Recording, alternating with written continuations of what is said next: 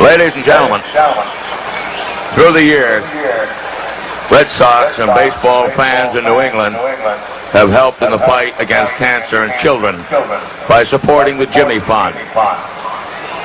May we direct your attention to the commissioner's box near the Red Sox dugout, where 10-year-old Joey Tramontana of Hull, Massachusetts, representing children from throughout the world who've been treated through the Jimmy Fund at the Sidney Farber Cancer Center of Boston, will throw out the first ball for tonight's game. Joey Tramontana of Hull, Massachusetts.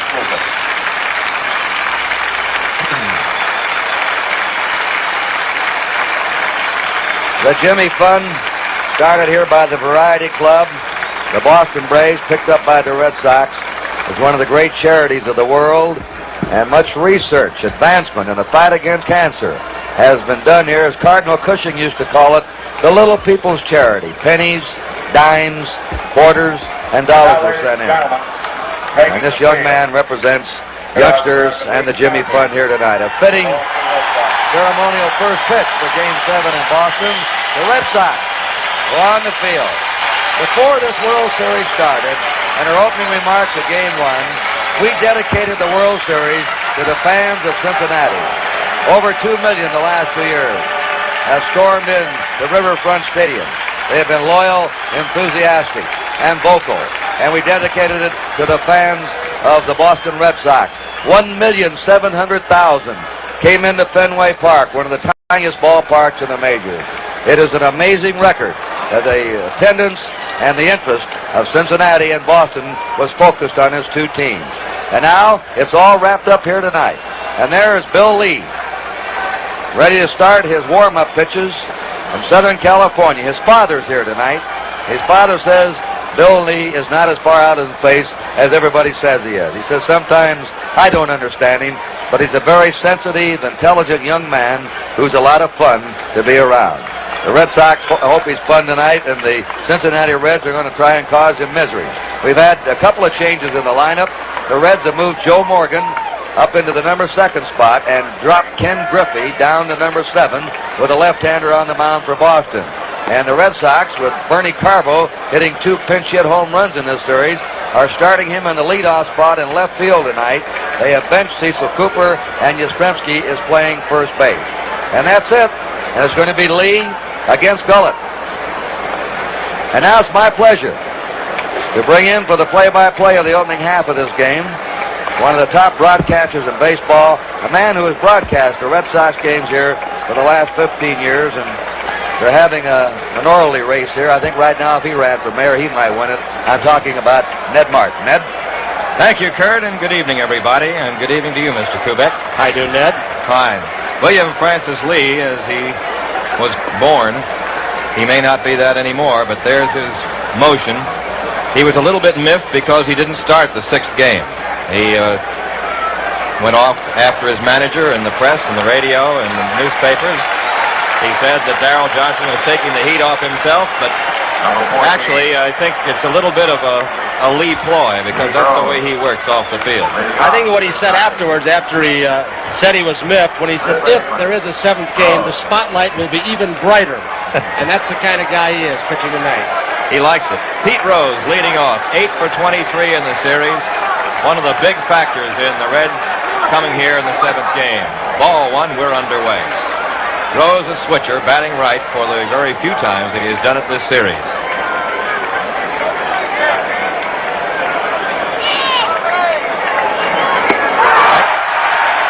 A ball and a strike to leadoff batter Pete Rose, who will be followed by Joe Morgan and Johnny Bench. One of the early signs of Lee has it are the batters hitting the ball on the ground. His fastball is a natural sinker. Swinging on the curveball that time. He has a curveball of various speeds. He will cut the fastball, which will run in on right-handed batters. He throws it across the seams. And he has the screwball, a good one. Short fly to right. Long run for Evans. He's there. 1 out. He's covered everything in this series in right field. Short, long into the stands, along the fences. About as good as young right fielders you'll find today. That position out there was made for him because of the spaciousness of this park, with all the room to roam that he has, and also with that strong throwing arm, he can make the long throw. He could play anywhere in the outfield, but right field is his spot with that strong arm across the third base. And he's had participated in something like 9 double plays this year, in which he got assists on knocking people down at home plate and at third. Here is Mr. Joe Morgan, 5 for 23. Ball 1. Joe wanted me to say a happy birthday to his mother, Ollie, tonight, who's watching in Oakland, California. His mother's birthday. Breaking pitch for a strike. The count is 1-1. Morgan is just about odds-on favorite, I'd say, to get Most Valuable Player award in the National League this year, and deservedly so. He does everything. Fastball. Missed. 2-1. Lee likes to work quickly. He's used to move around that 18-foot circle a lot out there, and they started to keep him minding his business. That's 3-1 now. Second game of the World Series, we didn't get a chance to see Lee make any of the fanciest plays he's been noted for behind his back or through his legs. Maybe we'll catch his act tonight. I told you about them, Tony. He can do it. Right. Morgan tried to hold up there, but couldn't. It was in there anyway, according to plate umpire Art France. Joe says, okay. Here's the pitch. He took a little bit off, a sinker ball. Yeah, he went far enough. It was over, too. 3-2 now to Morgan. 1 out, top of the first inning, game 7.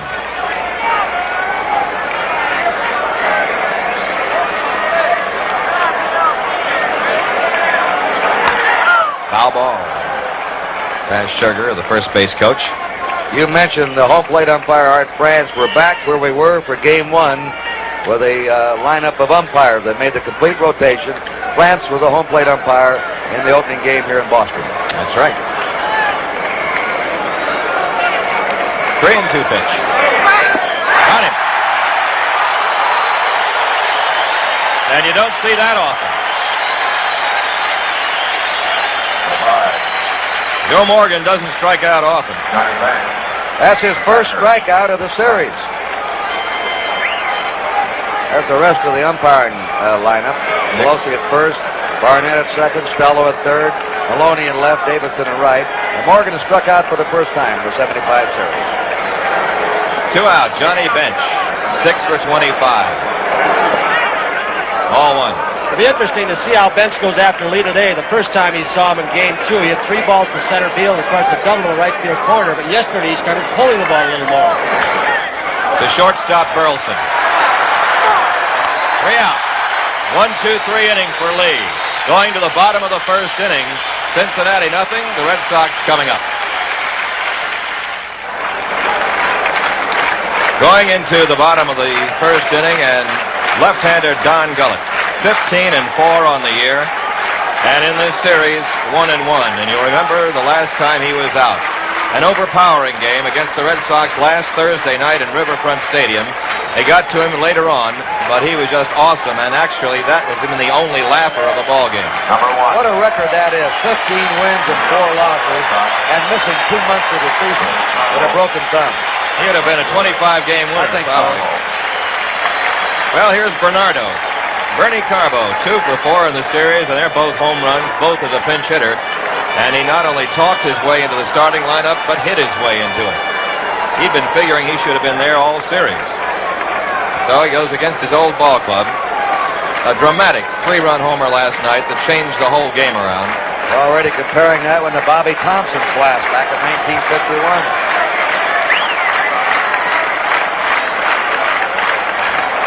Darrell Johnson has not worried at all about left-hander against left-hander in this one.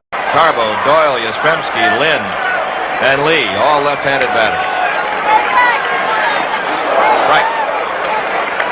Carbo is always a good first-half hitter. He was this year, even better than last year. He got into July hitting well. That inside-out stroke, he'll hit to the opposite field. homers. Fastball. 1 ball, 1 strike. First game up here, Gullett did not have what we thought was his good fastball, and he may have been worried about that wall out in left field, especially to right-handed hitters. He was outside, then he had to come in. It's a different pitcher in Cincinnati. Outside, ball 2. Funny, Rico Petrocelli, Tony, said that he looked faster to him here than he did out in Cincinnati, and it's hard to understand because I didn't think anybody in the league was faster than he was last Thursday. He was not only fast, but his ball was darting around in the strike zone. It was moving in all directions. Well hit to left center field, toward the wall. It is off the wall. Taken on a hop by Geronimo. Double for Carbo.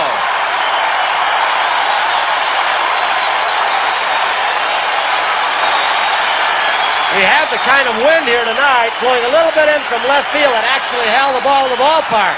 Here's Geronimo high off the wall. The wind held it in 6 feet or so from going out of the ballpark, so Carbo continues with a hot bat. He now has had 2 homers and a double in 5 times up. The wind is very important here. The first 2 games, especially you fans in Cincinnati, saw the wind blowing in and wonder why nobody hit the wall. When the wind's blowing out is different. That is not a good indication. The center field flag is blowing from third toward first. Doyle, fly ball right field. Griffey right there. Carbo tags, bluffs, holds. 1 out. Ball getting away, too. With that getting away, Bernie could have made it in, but you never know that. So Denny Doyle, who was 7 for 26 in the series, flies out.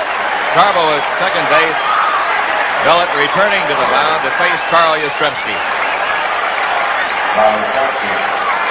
And Mr. Yastrzemski very quietly has climbed into contention also for a possible look if the Red Sox should win it for most valuable player in the series. 8 hits in 24 times. 2 of the runs he's knocked in have been game winners.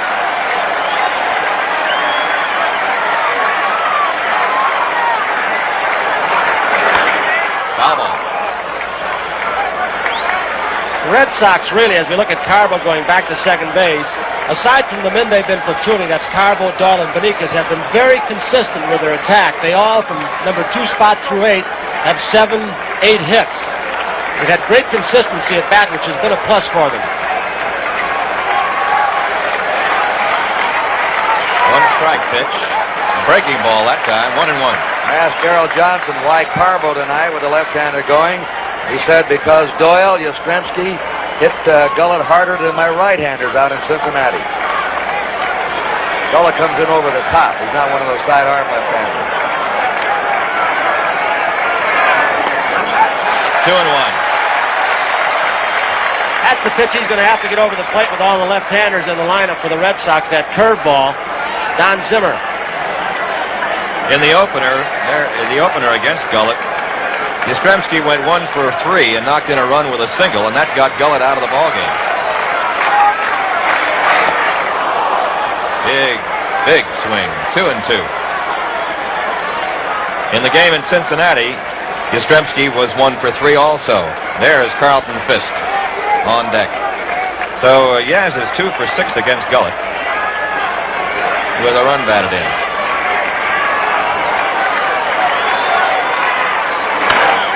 And to Morgan. Yaz out, but that gets Carbo to third with 2 away. Carlton Fisk last night had a moment he'll never forget the rest of his life, neither will Red Sox fans. Here's the dramatic last part of him rounding the bases. His 12th inning home run. Watch him land on home plate. His teammates waiting for him. A moment he'll never forget. He sure won't. They rang bells in Charlestown, New Hampshire for him last night. The man that rang the bell said, I watched him grow up from a baby, and I thought I had the right to do it. So Fisk is in with 2 out and Carbo at third. No score, bottom of the first. Big rip. He wanted another one. I don't believe he woke anybody up with those bells last night, do you? I don't think so. They may have been awake.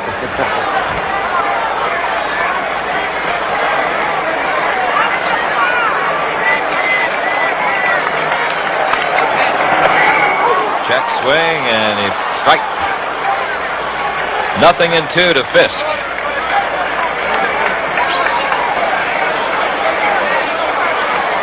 Good shot of Carlton during the playing of the national anthem. He was singing it along the line. They're shifted around to left on him. And Gullett just wanted him to chase bad fastball outside. He thought his long drive to left was going to be foul. But it sort of started a hook and then drifted back fair and hit the foul pole. He stood at home plate and watched it. He admired it. He knew he didn't have to go anywhere. Ball 2. 2-2. Carbo at third. Gullett looks to have his good fastball now. If they can lay off, the Red Sox, that is, that high fastball away, it's tough to do because it takes off so. You've got to get him to get the ball down. Got him. He got him, and he challenged him with a fastball. So the threat dies, and it's no runs, 1 hit, and 1 left. And going to the second inning, Cincinnati nothing, the Red Sox nothing. All right. Second inning at Fenway, 0-0 ball game, and the Reds coming up against Bill Lee with their cleanup hitter, Tony Perez. First baseman, 4 for 23 in the series, 2 of them home runs. Ball 1 from Bill Lee. I asked Tony how he liked hitting this ballpark. He said, I don't like it. I hit the ball to center, right center anyway. I don't pull all the time. Uh-oh, there it is. Slow, eephus curveball. Perez wanted nothing of it. Look at Tony's expression as this ball loops high in the air over the plate. He wants to go, but he can't pull the trigger. Fastball, Petrocelli. Got him. 1 out. He's done a good job the entire series down there. He's made some good plays. He's made some tough plays look easy. This is not an easy play. You can see where he started. He roamed 8-10 feet to his left. He knows he's got time with Tony running. Been outstanding defensively. He has certainly played the best third base defensively since Brooks Robinson's exploits with the Orioles. He's playing it a lot like Brooks. Not unusually fast, but gets a good jump. A great season defensively when he was in there. Uh-oh, well hit toward left field, and Carbo will play it off the wall. Into second base goes Foster. Here's a throw, and he's out. Bernie Carbo throwing out George Foster, 2 away.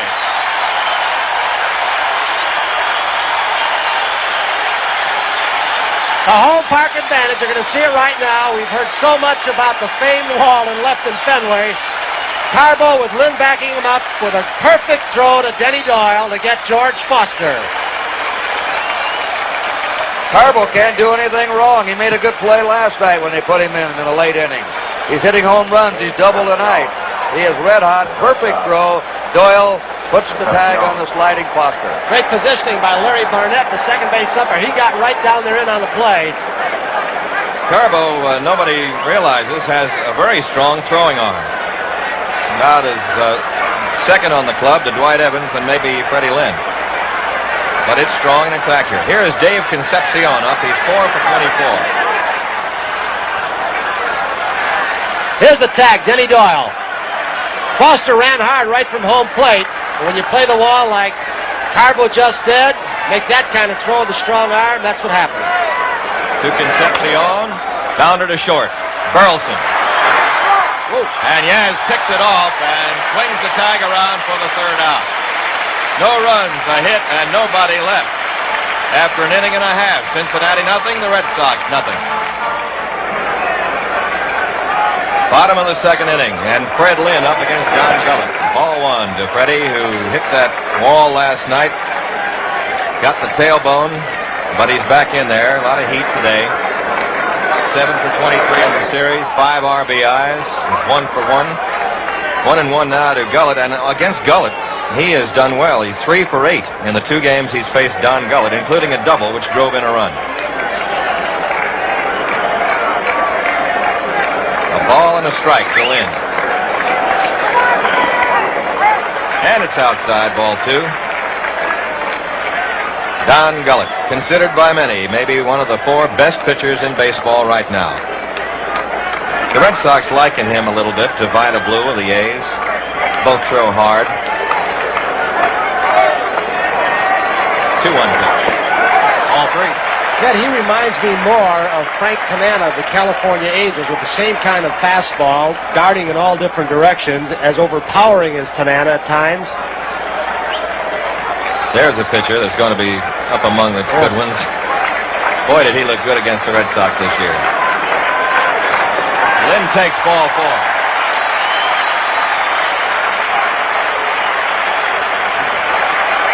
Lynn's on with leadoff walk, and there's the Red Sox bullpen. Everybody's there tonight, including Louis Tiant, who said, "I'll pitch if you need me." There's the Red bullpen. Everybody's out there, and that was depleted last night. That was the only empty seats in the house in the 11th and 12th inning.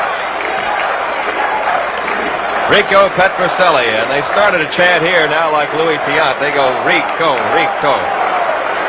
All of a sudden, these things have sprung loose in this crazy little ballpark. Petrocelli 7 for 23 and has played impeccably at third. Well hit to left field. Waydock is hooking. It is going to be a foul ball. There was a Petrocelli shot, much like the Carlton Fisk shot of last night, but it kept hooking. It kept hooking, and it's a long strike. He has that Fenway Park swing, that short stroke. He could yank the ball out here. He hit 40 home runs one year as a shortstop. He's tried to eliminate that uppercut in recent years. A few years ago when he was hitting 40 home runs, he had more of an uppercut. He's gone more the opposite way this year, more for average, trying to cut down his swing. Chopper to third, foul. Rose taking it just off the line. Lynn will have to go back again. Petrocelli's had a couple of hits against Gullett. He got it in the two hits off him in the opener. A double, and one hit, a double, and a walk, and he got shut out the last time out. Morgan and Gullett having a little conference right behind the mound. We don't know if he's telling him that he's going to take the throw if the ball's hit right back to Gullett, or tell him something about positioning. Morgan's always in the ball game. We've got a lot of team leaders on this Cincinnati team. Morgan's just one.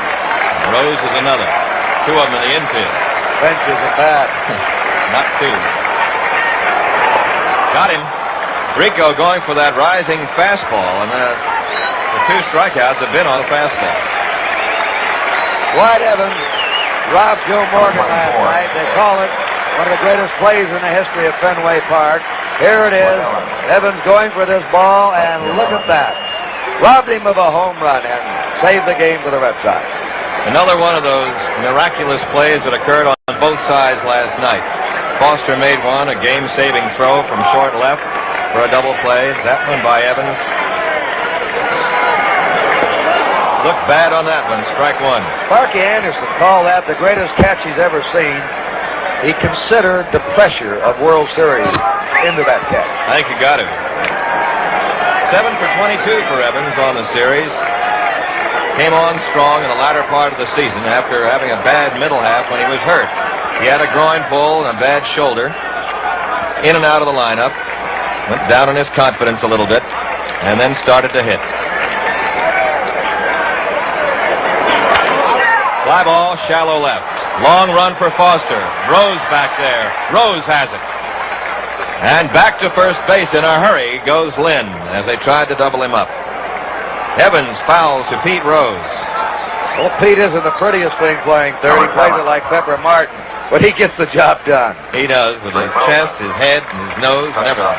When they moved him in from left field to third base in May, that's when their big red machine took off and rolled to 108 wins, the third highest wins in the history of the National League. Well, we've said it before. Pete Rose's unselfishness enabled George Foster to play, and you saw what kind of year Foster had. Pete could have said, no, I want to stay right where I am, left field. I've been an all-star there, too. Rose is the kind of guy that the opposing players hate but admire. Here's Rick Burleson, 7 for 21, hitting .333 in the series. Good fastball, but a little bit inside. Ball one. We pause briefly for station identification. This is the NBC Television Network.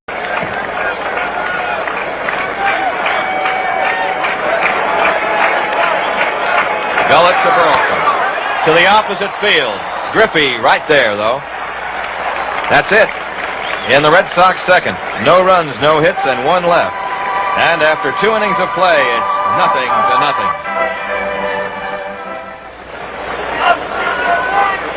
Last night, Ken Griffey became the first Red to hit the left field wall. He tripled in left center. It's a play that Fred Lynn was injured on when he crumpled to the ground out there.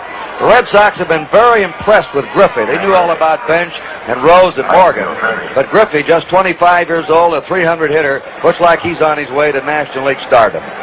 Frank Malzone, a super scout for the Red Sox, I asked after the first and second games, I said, do you and Eddie Casco's plans jibe on these guys? He said, yeah, pretty much on everybody except Griffey. He said he fooled us. We thought that he wouldn't go after those outside pitches. He'd get the ball in on him that he'll have trouble with. But he's hit as well as anybody in this series, and he's hit with power, too. And can he run? Ooh. Ken Griffey on the series is 6 for 24. A lot of extra bases in there. Doubles, triples.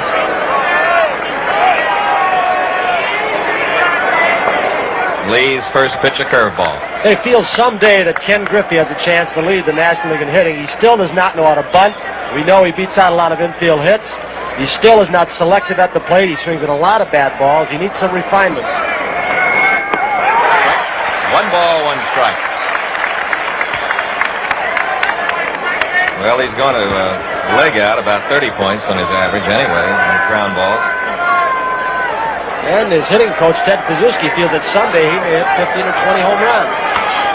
Base hit, right center field, Ken Griffey. Lynn with a pickup. Griffey takes the wide turn. They're not going to run him now. So Griffey continues to hit. That's his 7th hit in the series. He's 7 for 25. The Reds have the lead man on with nobody out and Geronimo up. A factor in this series also is Geronimo both ways, offensively and defensively. Came up with a terrific catch on Carl Yastrzemski out in Cincinnati, the center field wall. He's 7 for 22 at the plate. With power, he had a home run against Louis Tiant last night. Watch Griffey. He was breaking back to first base. Ned, interestingly, Joe Morgan before the game said that they have solved, or he has solved, the move that Bill Lee has. He said, we know he throws a lot of different ways to first, but we picked something up when he goes home. And he's related to Griffey. He's related to Dave Concepcion. All he's got to do now is execute. Well, see if Griffey will try. Chopper to Doyle, to Burleson, and they've got the double play. Denny Doyle to Rick Burleson to Carl Yastrzemski, getting 2 fast men. Here from our camera in left center field in this famed scoreboard here in Boston. Taylor-made double play, very smooth. Griffey with no chance to get a good jump to take Burleson out. And we'll look at Burleson go right after that runner. He doesn't shy away. He goes right at you with that throw. And that's a hard man to double up because Geronimo can go down the line. Okay, 2 down and Gullett up. Don Gullett, 1 for 6 in the series. Now pitchers cut at that one. Strike 1. This kid's an athlete. He can hit some, runs, fields. He's a natural-born athlete. Right. You feel that he's been around a long time. He's a veteran. He's only 24.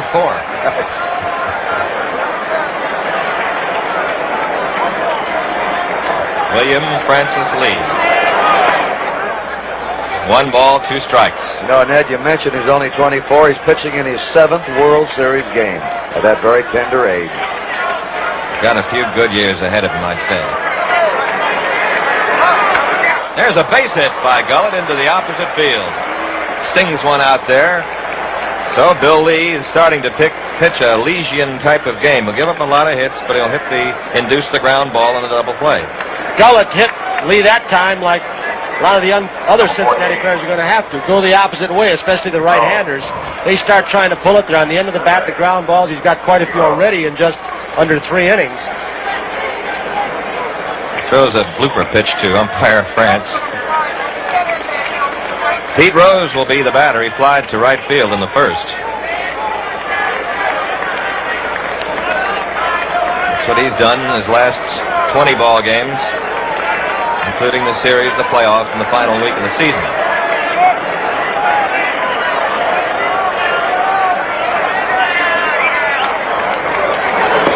Strike 1. Pete came up last night, said to Carlton Fisk while he was batting, some kind of ball game, isn't it? He appreciated being in it. And Fisk said, yeah, it sure is. And ended it. When Carbo came up after hitting a home run the next time, Bench said to him, I don't believe it. Carbo says, I don't either, Johnny. They needle each other a lot in 1 and 2 draft choices.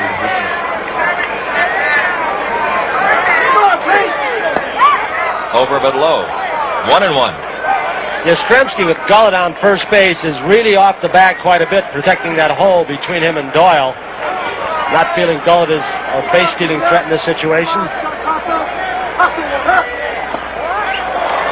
It's 2-1 now to Rose, and Fisk down to Yastrzemski, but Gullett's back. Yaz will play about the loosest first base in the American League. He doesn't hold tight a lot. He would against, a Griffey or somebody like that, or a Morgan. But he'll half hold a lot. Foul ball.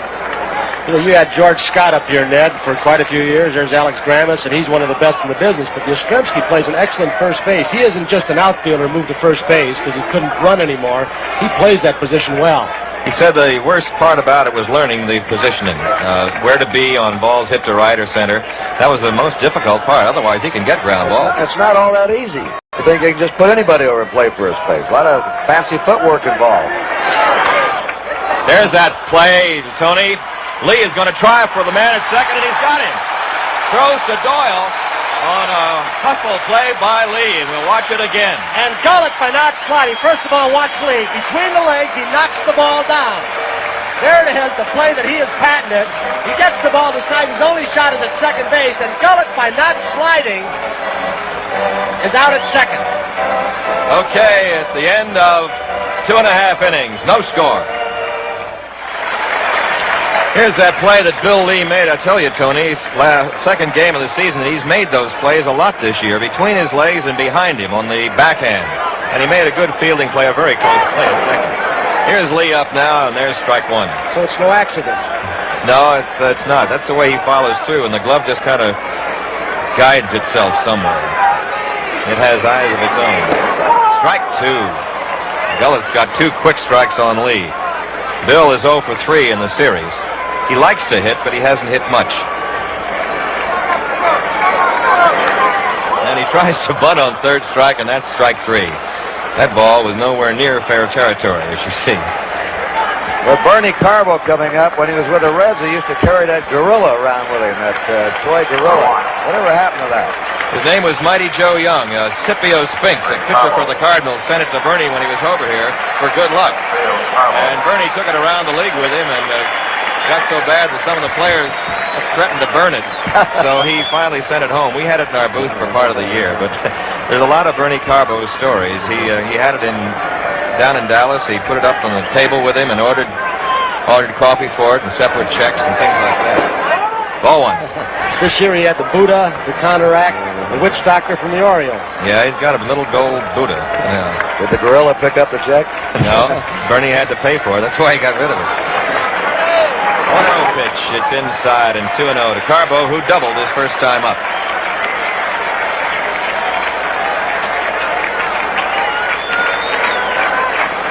Two balls, no strikes. Scoreless ball game, third inning.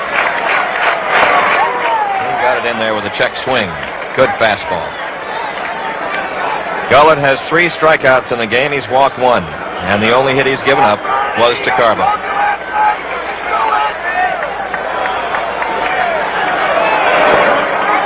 Breaking ball, 3-1.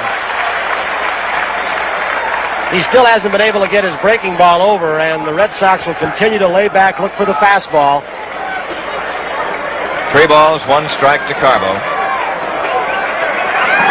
There's the fastball, and it's got it by him. 3-2. Last night, it almost looked like the pitch that he nearly struck out on before he hit the home run in the 8th inning. He was As jammed. Rose said, he had a pitiful swing on it. Then he turns right around and wham into the center field bleachers.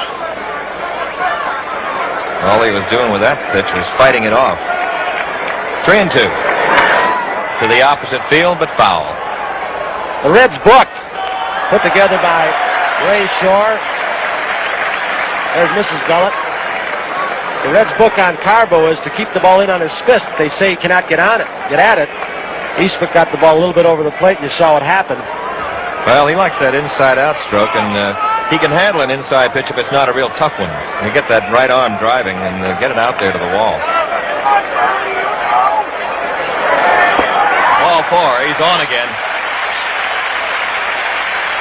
Second walk given up by Gullett. One out, one on, and Denny Doyle coming up. He flied to right field in the first. Sparky Anderson and his brain trust down there. Anderson has made a lot of friends in Boston and all over the country, and his gracious interviews, his candid remarks. He's a great ambassador for baseball. Gullett to Doyle. That had something on it. Ball 1. Denny finished strongly, as you can see. He also had that 22-game hitting streak in mid-season. Longest in the American League. And they had Carbo going. A play was on, and Doyle, who is good with bat control, fouled it off, and Bernie has to go back. Red Sox running, trying a run and hit, or they hit and run. They have not stolen a base in this 7-game series. The Reds have swiped 7. Well, the Red Sox didn't steal much. They ran some, but they didn't steal an awful lot during the year. They're not a running ball club. They're a good base running ball club, though. They'll be aggressive on the base pass, go from first to third, score from second base. Sometimes this series, as we look at Carbo, they've played a little too aggressively, been caught at home a few times. Run into a few outs on the bases. 1-1 to Doyle. Base hit right field.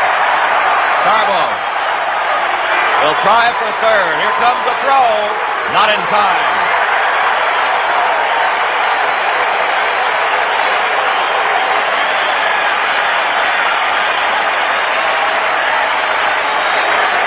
Carbo at third on a solid single to right field by Denny Doyle. And Denny Doyle has now hit safely in every game of this series, the only player in both clubs to do so.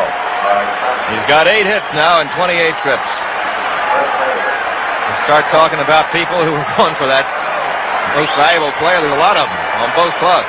Here's Yastrzemski up with a chance to help his ball club and put himself out in front. Yaz grounded to second base in the first inning, and they're coming alive here at Fenway.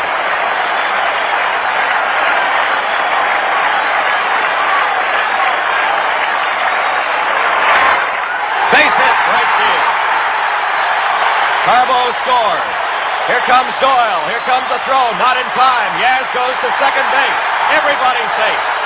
1-0 Red Sox.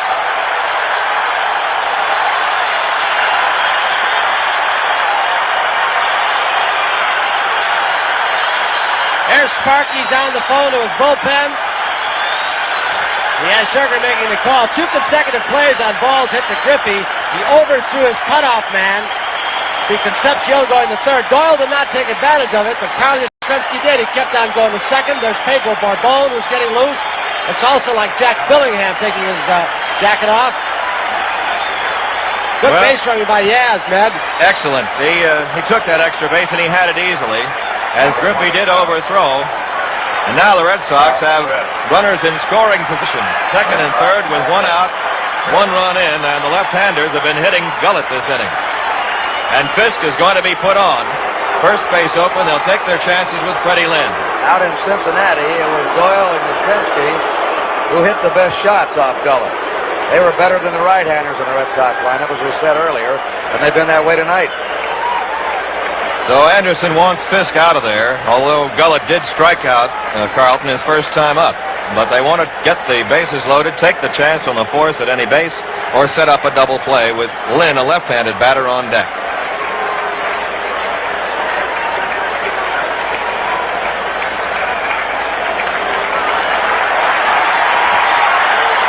Let's look at that base hit. There's Pete Rose who's trying to give a decoy. Take a throw to get Yastrzemski at second. Then he wouldn't move. Pete never stops talking. There is Larry Shepard, pitching coach, out to talk to Gullett.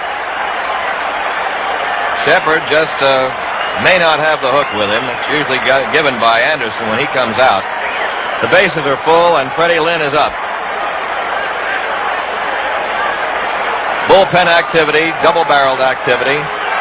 Two right-handers. On your left is Pedro Borbon, and Jack Billingham is on your right. Everybody up and throwing tonight.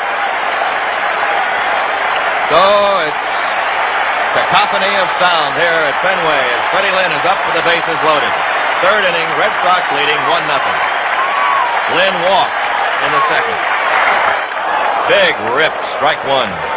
And Gullett just went to him that time. He challenged him with a hopping fastball. Cincinnati infield at double play depth. Ball is at the Rose or Perez. If they can't turn to double play, they'll come home. And quickly, Gullett's ahead of Lynn, 0-2.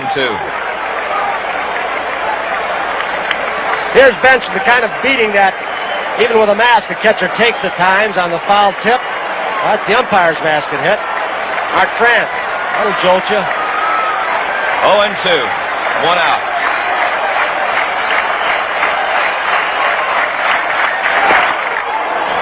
Little bit low, ball one. Didn't miss by much. 3 on. Doyle at third, Yaz at second, and Fisk at first. Looking over the shoulder of Carl Yastrzemski as he looks over his own shoulder towards coverage possible by Morgan. 1-2 to Lynn. Ball 2. Didn't miss by much. Been low twice now to Fred.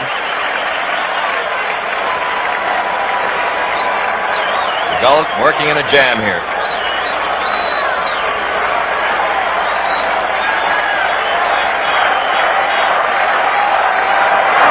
Strike 3. And Lynn doesn't care for the call as he is out on strikes. A called third strike and a clutch one for Gullett. That's his fourth and the biggest of the game so far for Gullett. Now it's up to Petroselli. He struck out in the second. Rico had a foul home run his first time up and then struck out.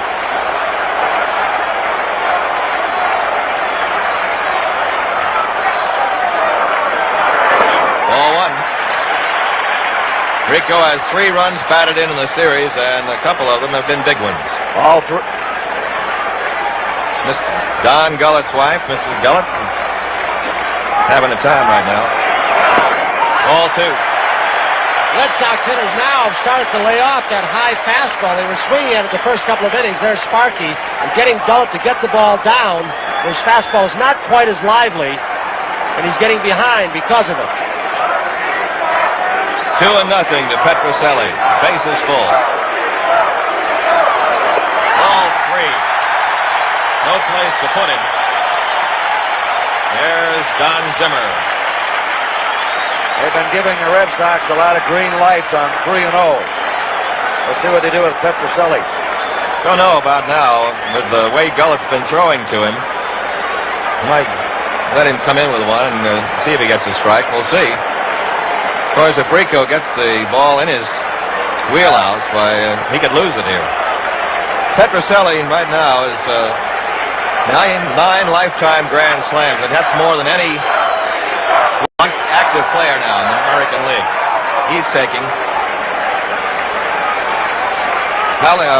Harmon Killebrew had more, but he's out. Foul, and Gullett's right back with him, 3-2. Here's a big pitch. Everybody will be going. See if he works from the stretch. Some pitchers don't, and it's a big mistake. Concepcion now having a conference with the third base umpire. I don't know what is happening. There might be a light somewhere up in the press box shining in his face. They're asking that it be turned out. That's Dick Stello, the third base umpire. Somebody's flashing something in the eyes of Concepcion. Light up there over press row. Looks right off to the left there. Maybe the one bothering him. All right, 3-2. Full windup. Runner's gone. Ball 4.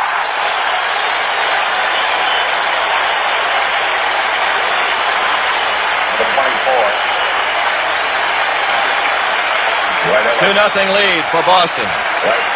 Petroselli with an RBI. Bases still loaded. Sparky Anderson still worried. The batter, Dwight Evans. Seventh. Ball one, very high and outside. Well, it looks almost too strong tonight, too rested. Maybe overthrowing. Fastballs he's thrown hard have been high out of the strike zone. He hasn't had his good velocity down in the strike zone. And they said of him in his first pitching performance in the first game of the World Series that the wall in left field did not affect him, but he was wild, high, and outside in that ball game, and that's where he is today, trying to keep the ball away from right-handed hitters getting behind them. He's walked 4 so far, and he's struck out 4. 3 of the walks have been this inning, 1 an intentional one. Ball 2. Gullett on the year averaged slightly over 3 walks per 9 innings. About the same as his average last year. Now he's already walked 4. 2-0 to Evans. Ball 3. And he is high and outside with everything.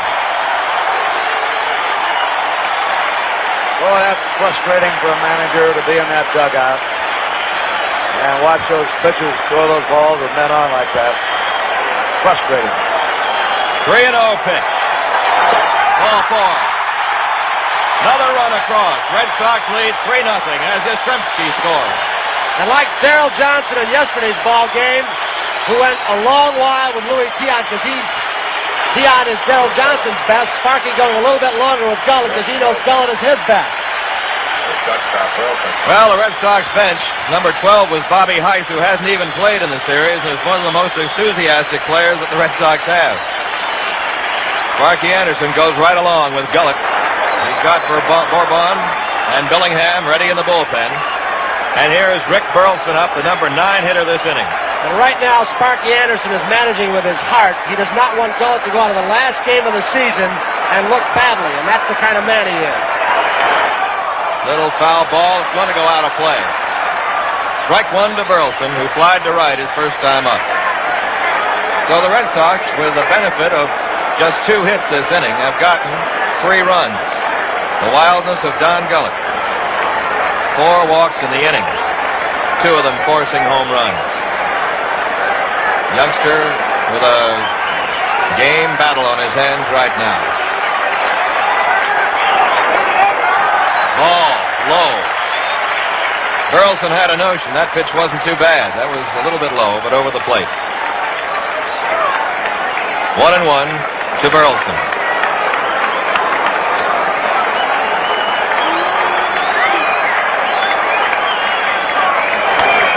Carves a foul out of play. 1 ball, 2 strikes. Gullett has a stuff tonight. There's no doubt about that. He's in throwing that hard. strike zone. You're not getting around on him. All the hits have been by left-handers, oddly enough. The right-handers haven't been able to get around on him. Doyle and Yastrzemski pulled him, and Carbo went to the wall for the base hits. It's 1-2 now to Burleson. 3-0 Red Sox, 3rd inning.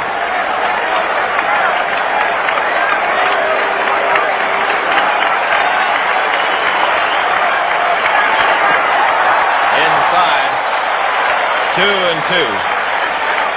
Boy, that's nasty. A wicked pitch. Bench never ceases to amaze me with his agility behind the plate, the quickness of his hands, the sureness. He does it again. He might have saved a run right there. Strike 3 to Burleson. He comes back to strike out the side, actually. And 3 runs for the Red Sox. They had a pair of hits, and they leave 3 after 3 innings, 3-0 Boston. It's a hard way to become a freebie, isn't it? Well, I'll say. You're going up there to nosebleed heaven there, I believe. You're right on top. Those kids are up there. They're lighting sparklers. They're having a great time. Gives me acrophobia, as a matter of fact, so I don't bother with it. Anybody who's seen a lot of games in this park knows without the wind blowing in, that's Joe Morgan's wife, by the way, when the wind is not blowing in, a 3-run lead is not much in this ballpark. No, he's seen it dissipate so often, so quickly. Joe Morgan struck out in the first. Lee's pitch low, ball 1. Bill had to sit out a long inning now. Let's see if it affected him at all.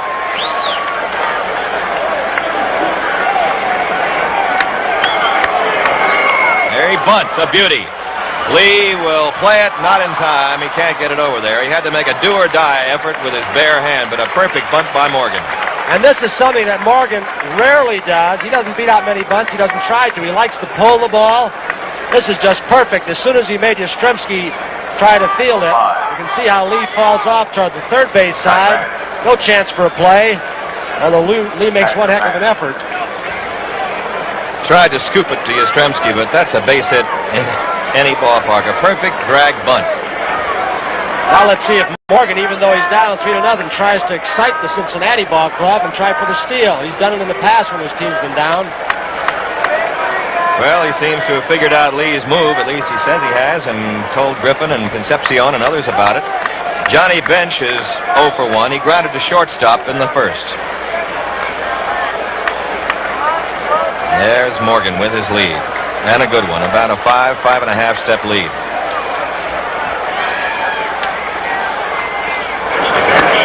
Ball one. He marks off 15 feet. He comes out in pregame practice, goes to the edge of the grass, paces it off with a little mark in the grass. 2 feet longer on left-handers than right-handers, which is unorthodox.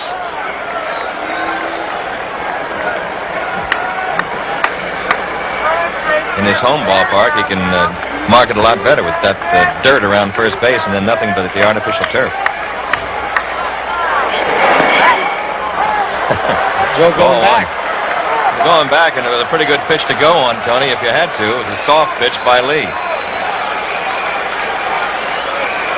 2-0 to Bench. 3-0. And now Lee is digging himself some trouble. The Reds were down 3-0 last night early, and they came back. They went ahead by 3. Then, Kurt, this is the part of base stealing that Morgan talks a lot about, and he says base stealers don't get enough credit, and that is psyching the pitcher out, worrying about him at first, and getting the fastball or bad pitches to the hitter. Whoa, strike called. Bench thought he had a walk. Forget it, John. 3-0, Johnny left too soon. The umpires will always tell you in this case, how did you know? You weren't there to see it. You were starting out of the box, didn't have a good look. Doing Edgar Kennedy slow take. 3-1 to Bench. To deep right center. Long run for Lynn. He's there. He's got it. And can't make any other play. Morgan plays it cozily, and Dyke Evans fell down.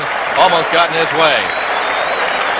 Here's Lynn with that drift that just has become so familiar, that nice glide of his. The wind was pushing the ball away from him a little bit. He had thoughts of going to first to throw behind Morgan, but Evans got in his way. That was a good pick there, wasn't it? Good rolling blocks. Lynn is very deceptive in covering ground with those long, graceful strides. All right, here's Tony Perez. Grounded to third his first time up.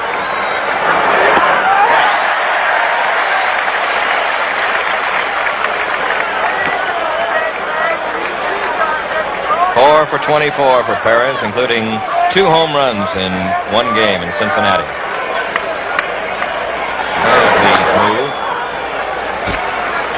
Bill picked off a dozen people this year. There goes Morgan. He's got it stolen, boy. Carlton had trouble getting the ball out of his mitt. He really swiped that one. That's 8 steals now for the Reds. You talk about reading a pitcher. He read him to the point where he goes in standing up. Fisk did get the ball caught in the webbing of his glove, but it was just no contest, so Morgan does, in fact, know something about Bill Lee. Got a great jump that time and steals the base, and Fisk couldn't have gotten him with an M14. 2 strikes to Bent, to Perez. Petrocelli's back. You got to keep your eye on Morgan here, too, because he says at times he can steal third easier than he can second. Either Burleson or Doyle too close to him around the bag. I don't know, though. With 3 runs down and Bent and Perez up there, maybe just hold. Pop-up, right side, into shallow right. Evans on. Doyle wants it, but it's Evans. 2 outs. Doyle wants everything out there, doesn't he? The little guy ranges pretty well out there. So now there are 2 down with Morgan at second, and here's Foster. And George has 8 hits in the series. I'd have to think if this man played in this park half the season, He'd love it. that 20 home run total of his, or a little bit more than that, might be 30 or 35. He is really built for this ballpark. He can hit here. And he's going to be a fine, fine ball player for years with Cincinnati. They got him from San Francisco, and great pickup. Everybody said, who's George Foster? Got him on the changeup. See if there's room for Fisk. Yep. The changeup gets Foster, and it's no runs. 1 hit and 1 left. After 3.5 innings, it is 3-0 Red Sox. That's our handheld camera. What composition? It looks like something out of an old Sherlock Holmes movie. Somebody hanging. But he's watching the game, and the Red Sox bat in the 4th inning. It is Bill Lee leading off, ball 1. Don Gullett in there. Walked a couple of runs home and gave up another one in the 3rd, but got out of it by striking out Burleson with the bases loaded. A strike to Lee, who fanned, well, he didn't fan. He struck out his first time up. He tried to bunt on the 3rd strike and fouled it off. 2-1. Lee was a pretty good hitter in college at Southern Cal. He'll tell you. But all pitchers do tell you that. 2-2. Did he bring his honey to the ballpark tonight? Yeah, he always has that. And the ginseng and all those other incantations he goes through. He's on to transcendental meditation a little bit. Reads Kurt Vonnegut. And he gets a base hit to right field. All the hits by left-handers. Right. Bill Lee with his first hit of the series. Gullett continued having problems getting his breaking ball over. That looked like a curveball or something off speed that he just hung up in the eyes of Bill Lee. Bernie Carbo coming up, and he's perfect on the night. Has doubled and walked and scored. 3 for 5, a double and 2 home runs. Lee at first. And bullpen action again for the Reds. Bad pitch and gets away from bench, and Lee goes to second. Wild pitch. Gullett trying to bust Carbo high and tight to make him pop the ball in the air. Ben starts moving out a little forward and then loses the ball off the edge of his glove. Scored as a wild pitch. They may have a change of Red Sox strategy now. Don Zimmer, the third base coach, talking to Carbo with a runner on second, nobody out. As you look at Fred Norman, a left-hander, and Pedro Borbon, the right-hander. So Sparky's got people ready as Carbo comes up with a count of 1-0. Red Sox leading 3-0 in the 4th inning of Game 7. It's high, ball 2, and Gullett is way up on everything.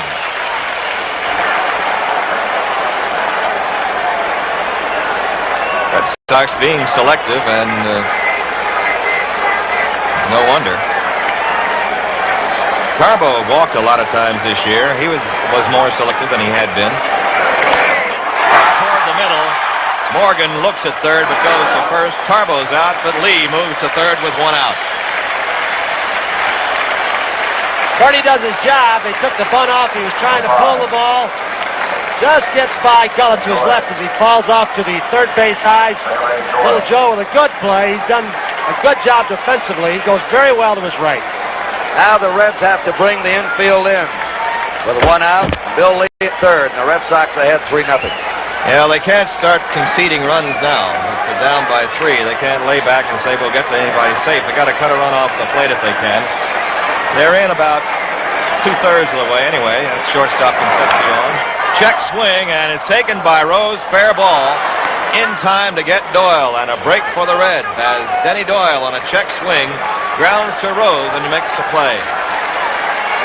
Good piece of base running by Bill Lee. A lot of base runners might have been caught off on this one. Rose goes for him and sees Lee's back. Gets the runner first. Okay, 2 down, and Lee at third base, and Yastrzemski up. Carl has grounded to second and singled home a run.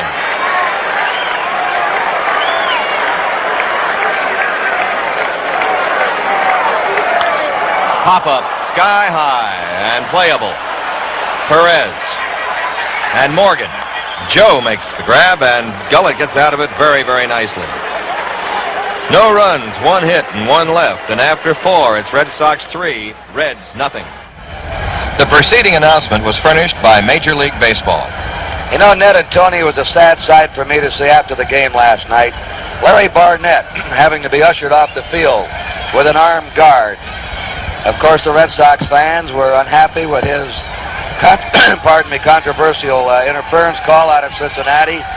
The only other call we've had, I think, has been a little controversial, was Colosi calling a balk on Tian. Outside of that, and it could have gone either way. They were judgment calls. Every umpire in this World Series is umpiring his first World Series. I think they've done an excellent job. I do too, and Larry Barnett right there is a figure to be admired for coming out and having a lot more in his mind than just a ball game, but doing his job last night at third base. And he said he'd make the call the same way if it happened again.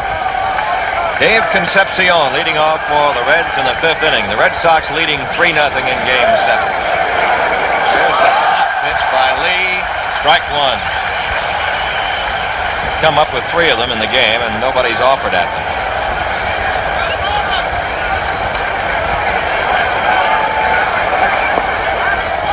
Ball 1. There are a lot of showmen in this game of baseball, but the Red Sox have 2 of them. One pitched last night, Tiant, and one is pitching today. There's Griffey. Strike. Fastball. So he's moving the ball around, changing speeds. Lee has given up 4 hits, as has Gullett. He has good control for the assortment of pitches that he has. He can keep that sinking fastball outside and low. It's difficult to do when you throw so many different deliveries and pitches. Little high. 2-2.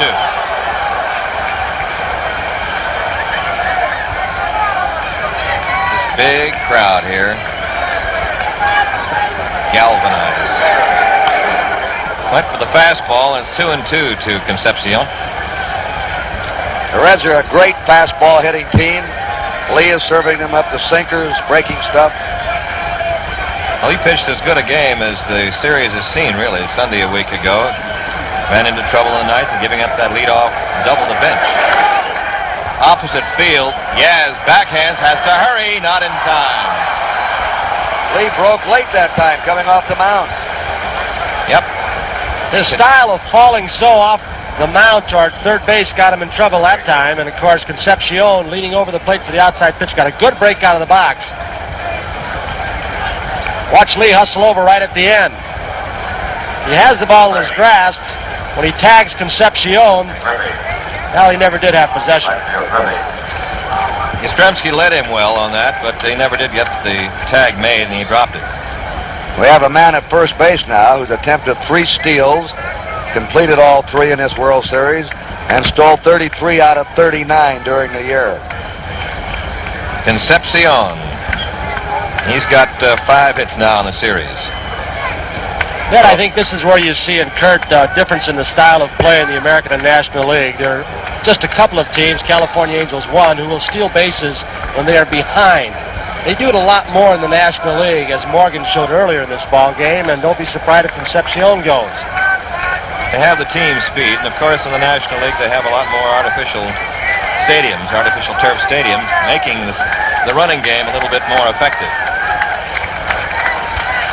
Griffey 1 for 1, single to right center. Pickoff attempt by Lee.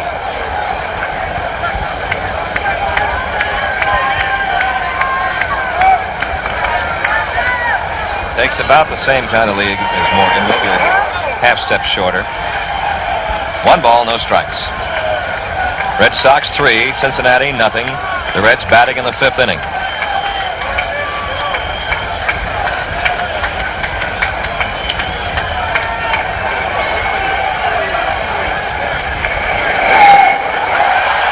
Pretty good rip at that. Sinker. fouled it off. 1 ball, 1 strike. Difference in pitching tonight. Lee has given up more hits, 5 to 4 for Gullett, but Gullett has been walking batters and Lee hasn't. You know, Lee will pitch a lot of 10 and 12 hit ball games, Kurt. He'll and win them. He'll throw the double play ball and the grounders, and it exasperates managers a little bit, but that's why they tried to have him run the ball in more on right-handed batters this year than he used to. There's a ball. The count is 2-1.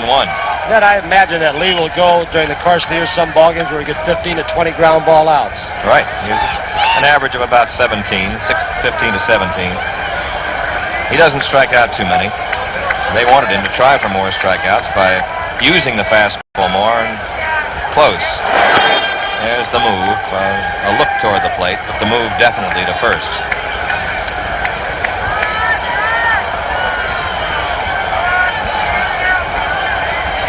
Two and 1. Well hit. Doyle can't handle it. Gets by him into right center. And over to third goes Concepcion. 2 on, nobody out for the Reds in the 5th. See what they score that. The ball was hit sharply. Doyle was in front of it. He'll draw an error. Then he has a chance here to smother the ball, just drop down in front of it. He got the in-between hop. Ball just skitters off to his right, off the edge of his glove, I believe. He didn't get behind it. So it's an error on Doyle. And the Reds now have the tying run at home plate with nobody out. Cesar Geronimo hit into a double play in the 3rd. Lee working in a jam now in the 5th inning. Infield at double play depth. Foul back, strike 1.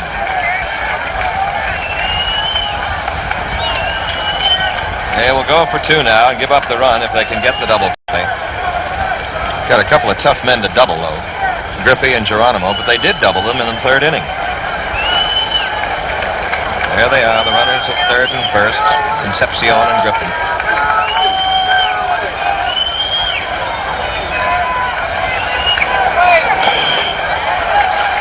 Chopped that one, 0-2. Sparky Anderson might be confronted with a tough decision with Gullett, the on-deck hitter, whether or not to leave him in. There's Sparky, take him out for a pinch hitter. He's got Rettenmund right there with a helmet, you can see. He'll do that to decoy the opposition at times. He's got a bat, he should be loose. And he's got Billingham throwing in the bullpen again. 0-2 to Geronimo. Jammed him again, and he fought it off. 0-2, and Lee is working hard now.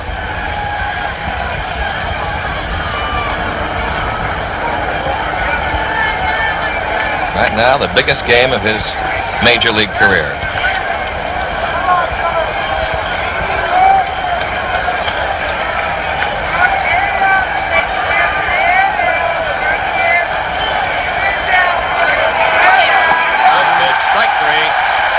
No argument there from Geronimo. That's a big strikeout for Lee. That was a super curveball, and now Sparky is calling Don Gullett back. Yep, Merv Rettenmund, the right-handed hitter, will bat for Gullett. So it means that Billingham will come on. Ned, you know, you hear so much about the kookiness, if that's the word, for Billy. You forget that real competitive spirit that he has. He is really a battler. When he walked before the ball game from the dugout out to that bullpen, he had a purpose in mind. He stalked out there. He was ready. He usually is, despite all the shenanigans and the frisbee throwing. Had he not become a sore elbow pitcher, he undoubtedly would have won 20 games this year, Ned. Yeah, it started at a tender elbow after he'd won 17. He would have been the first one to win 20 of the threesome they had starting. Here's Merv Rettenmund, who's 0 for 2 in the series. Lee's last win was August 24th against the White Sox here in the rain. Rettenmund 0 for 2, formerly with the Baltimore Orioles.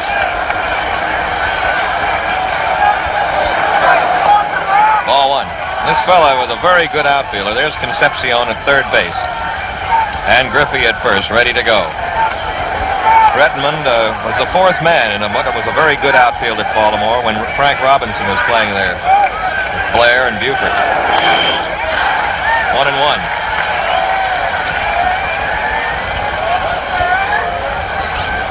1 ball, 1 strike to Merv. It's a hard threesome to break in, but he hit well in several years in the American League. He had a couple of 300 years. Earl Weaver used him very wisely, platooned him against certain pitchers, and then he got hurt. He's never been the same. 1-1 to Rettenmund. To Burleson. To Doyle. To Yak. Double play, and Lee gets out of it. 6 to 4 to 3, and he engineers another double play. No runs, 1 hit, 1 error, 1 left. After 4 1/2, it is 3-0 Boston. Well, here we are, winking, blinking, and nod. Halfway through this ball game, which is a beauty. 3-0, Red Sox leading. The walks by Don Gullett. Billingham is coming on the pitch, and Kurt Gowdy, you got it the rest of the way, babe. All right, it should be quite a ball game. Billingham's out there warming up. Lee's wriggled out of 2 jams in a row. Gullett was wild. I had to lift him for a pinch hitter. But 3 runs in Fenway doesn't mean much. Billingham's a sinker ball pitcher. Should be ideal for this ballpark. 115, lost 10 this year. Earned run average of 4.11. He is going to face Fisk, Lynn, and Petroselli. Don Gullett pitched 4 innings. He allowed 4 hits, all by left-handed batters. 3 runs. All came in the 3rd inning. He walked in 2 of them. He had 4 walks, and he struck out 5. He had good stuff, but he was wild high tonight. Here's Carlton Fisk. Billingham, his 3rd game in this series, 2nd in relief. No wins, no losses. He has been an excellent World Series pitcher. He's allowed only 1 earned run in 20 2/3 innings of World Series pitching. Fisk has struck out and walked intentionally. They play him deep and toward left. He's the most dangerous hitter in the Red Sox lineup to aim at the left field wall. Strike by Billingham.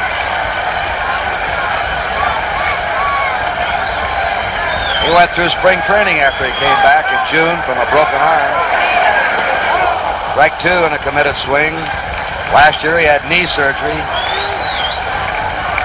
A hard luck player, but after he got into the month of August, he started to roll. He was the most valuable player in the Red Sox in the month of September. We've seen 2 classic catchers in this series, Bench and Fisk. A little bit high.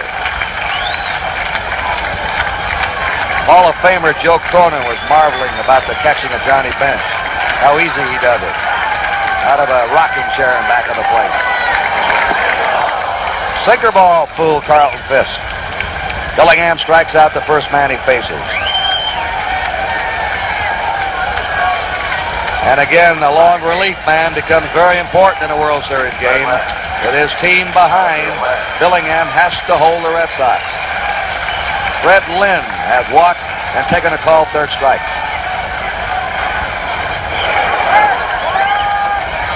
If you're out in the outfield, this is what you're looking at if you're playing center field or if you're in the bleachers. Bench flashing the sign. Fred Lynn, Associated Press just voted him the American League Player of the Year as a rookie. He's a cinch for Rookie of the Year and may win the Most Valuable Player award all in the same season. When has that ever been done? None. He's hit better in Fenway than he has on the road.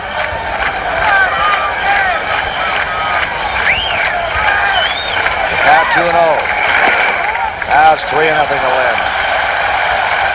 A lot of his home runs were on the road, though, because this isn't tailored for his type of hitting. He's not a screen hitter here. He goes for center field, right center, right field. Strike, 3-1. He used to have a broadcaster here in Boston years ago. He was a Hall of Famer named Frankie Frisch. And he used to moan on the air, ooh, those bases on balls. And that's what Sparky Anderson's moaning about tonight. Ball 4, and Lynn is on. And the Red Sox have received their 5th walk. Check it, let's see. 1, 2, 3, 4, 5, 6, 5. and 1 intentional.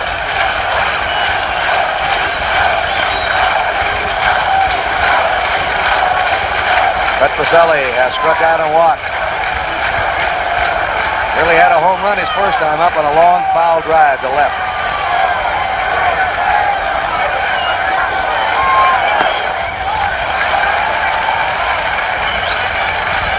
That's Tom Yawkey, who's owned this ball club since 1933. His team has never won a world championship. They're in the series in 46 and 67. Lost each series to the Cardinals in 7 games. 1 ball, 1 strike. Sparky Anderson was sitting in his office about 4 hours before game time, and he said his phone rang, and it was Mr. Tom Yawkey, and Yawkey was thanking him for all Sparky Anderson has done for baseball. What a switch that is. That's the kind of man Yawkey is. He's all for baseball. Ground ball, base hit into left field. Well, the Red Sox have runners on first and second, 1 out. They're ahead 3-0, and the batter is Dwight Evans. Evans is fly to left, and he's walked. Dwight Evans. Right field. Now Petroselli has 8 hits. Yastrzemski has 9 hits.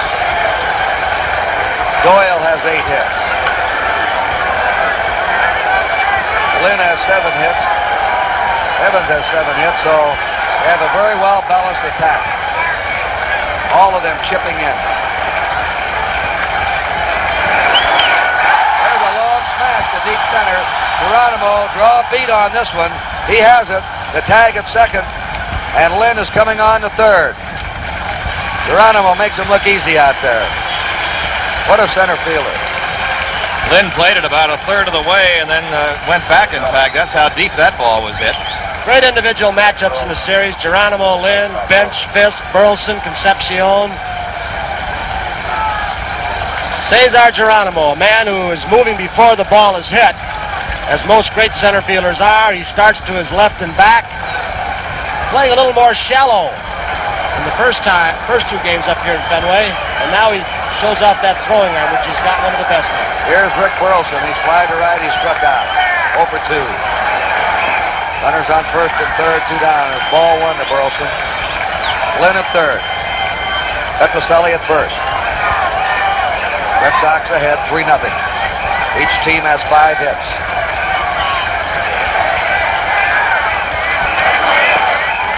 Ball 2. 2-0 to Burleson. Scrappy little hitter in that number 8 spot. Drove in 62 runs this year.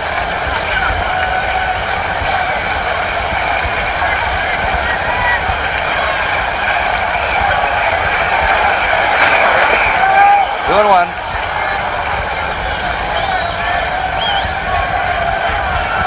Not going to give him too much good to hit with the pitcher up next, although Lee, left-hand hitter, would have the percentage advantage over Billingham. 2-1 pitch. 3-1.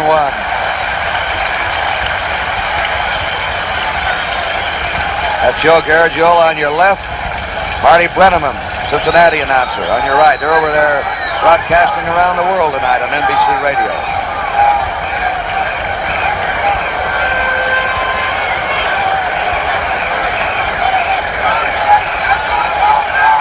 This will be a 3-1 pitch by Jack Billingham. Runner going. Outside, ball 4, and the Red Sox have the bases loaded, and Bill Lee has a real chance to help his cause. Like that single now. They give him a standing ovation.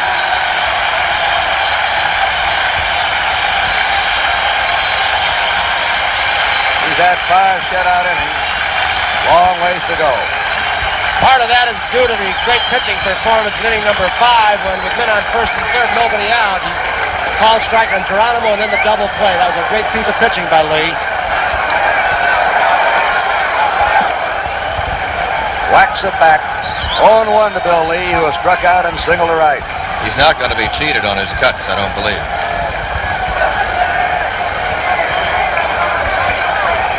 I don't believe they have the old track 2 out for that. Came here looking a little mean tonight, didn't he? Yep. Got a 2 or 3 day growth.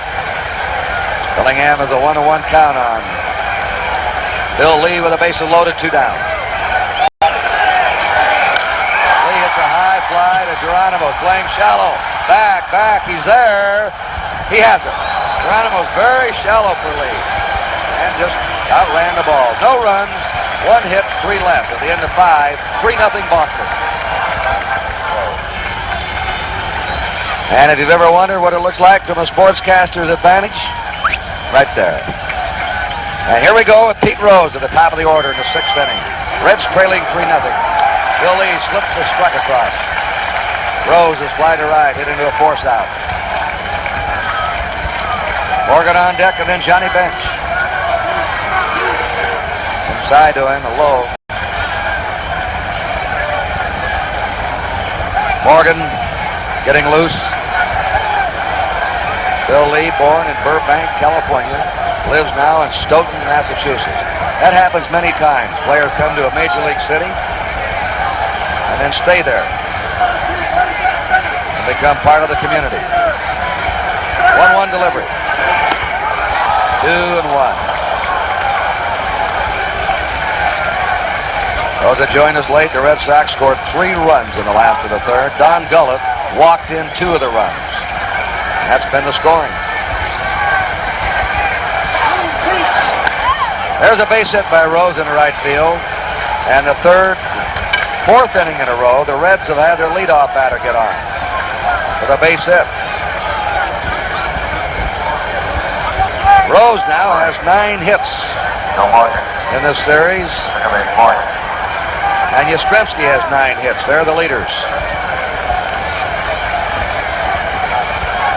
And we're starting to get our first action in the Red Sox bullpen.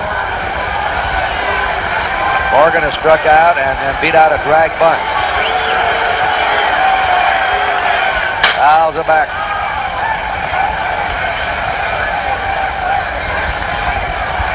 That is sinker ball pitcher Jim Willoughby.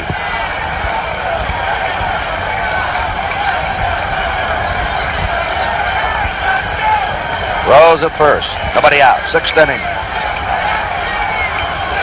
Rose did this, the first man up this inning. Morgan, too. They're trying to slow Bill Lee down. They both stepped out. They want to upset his timing, his rhythm. He goes 1-1 to Morgan. He likes to pitch fast, doesn't he, Ned? He likes to just stay there. Last year, he didn't do it as much. He walked around a lot and plopped the ball in the glove, but he's more businesslike this year. That was a curveball that Morgan wisely laid off of. He started after it. 2-1 to Morgan.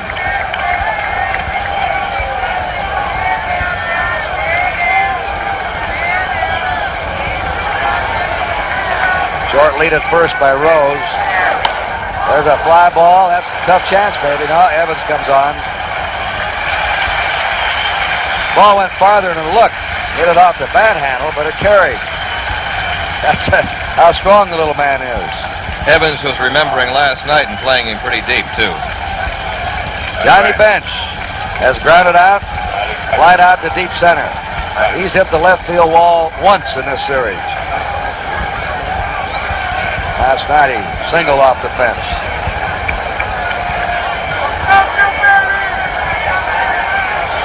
He had 6 homers last night, 4 by left-handed batters. There's a drive that's going foul. Billy loves it when the big right-handers come up there trying to pull the ball off the wall. He figures it is to his advantage because he has the good tailing fastball, the sinker ball that moves away from the right-handed hitters. Feels he can get the ground ball to the left side. He reminds me a lot of Mel Parnell, who used to enjoy great success here with a sinking fastball and a screwball and a breaking pitch. He used to feast on right-handers. There's a bounding ball to short. They've got one. They turn it over. Wild throw by Doyle into the dugouts. They had the double play, and Doyle threw it away into the Red Sox dugout. Doyle was looking down at Pete Rose. He heard Pete coming.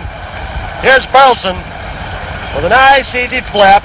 Now watch Denny. He knows Pete Rose is coming, and Rose caused this wild throw. There it goes with coming in hard. Doyle is a very good man on the the middleman on the double play. He very seldom makes a mistake like that, but it was a good bit of base running, as usual, by Pete Rose. And Doyle has been charged with his second error of the night. Bench winds up at second, 2 down. Tony Perez up is grounded out and popped up. Red Sox ahead 3-0 at the top of the 6th inning.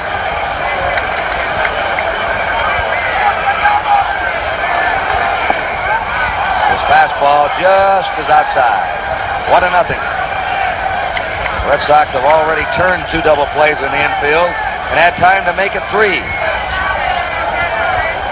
They messed it up. Rose messed it up. There's his blooper pitch. There it is. A high drive. He's waiting for that one. That one is gone over everything. Perez timed that blooper pitch and slammed it over the screen out in the Lansdowne Street. And now we have another 1-run ball game in this World Series.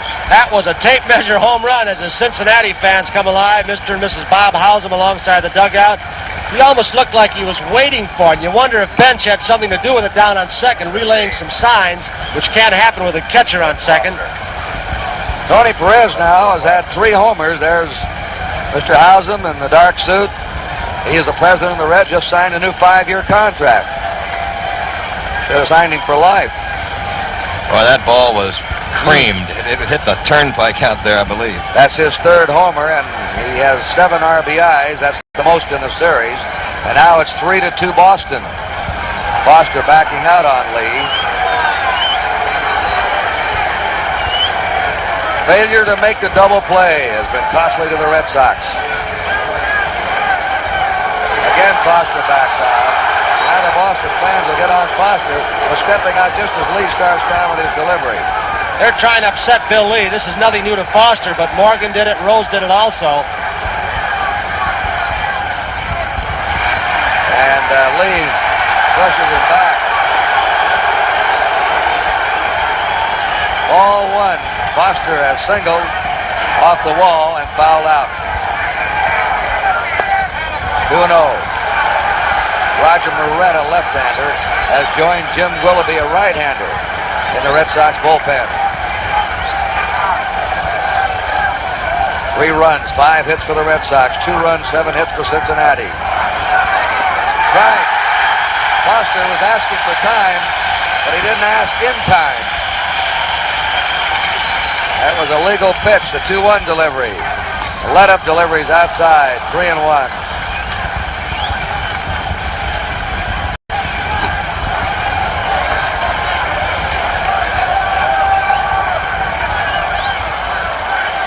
Three-1 pitch. It's a high fly out to Evans and right. Drawing a bead. And that's out, number 3. 2 runs in for Cincinnati. 2 hits, a home run by Perez. Nobody left at the end of 5 1/2. 3-2 Boston. Next Sunday, National Football League action continues on NBC with a doubleheader. Check your local listings for the games in your area. You'll also be seeing Grandstand beginning at 12:30 Eastern Time, hosted by Jack Buck. Grandstand will be on in and around NBC Sports live events every Sunday, bringing you features and timely commentary on the sports scene. Next Sunday at 12:30. There's your lineup, and most of the fans in the country will see the Miami Dolphins and the Buffalo Bills in Buffalo. All right, it's Bernie Carbo at the top of the Red Sox batting order. Last of the 6th inning. Dillingham starts in with a slow curve that drifted outside. Carbo is doubled, walked, grounded out. He scored a run. Carbo, Doyle, and Yastrzemski. 1 ball, 1 strike. The Red Sox lead has been sliced to 1. I think these teams prefer it that way, it seems. We've had 2 extra inning games, 4 1-run games in the series. The chopper foul. 1 ball, 2 strikes to Carbo.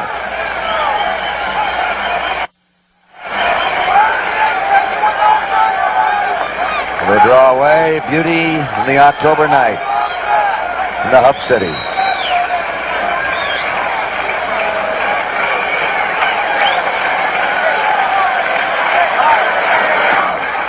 Two balls, 2 strikes to Bernie Carbo.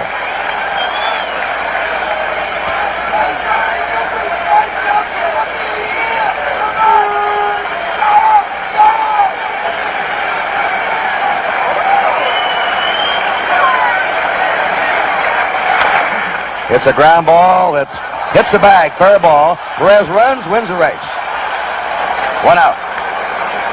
That took a nasty skid after it hit the bag. Perez pounced right on and was shaking his head. Just skidded off the edge of the bag. Billingham almost froze on the mound and didn't get over in time. Nick Colosi signaling fair ball. There's Denny Doyle. He's fly to right. He's single to right. He's grounded out. He has scored a run. Boston leading Cincinnati 3-2. Pop foul back out of play.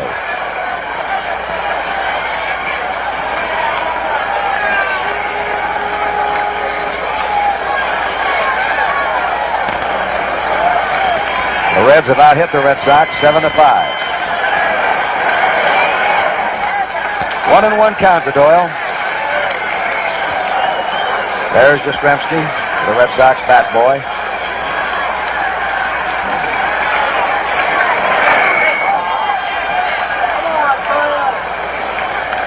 A 1-ball, 2-strike count.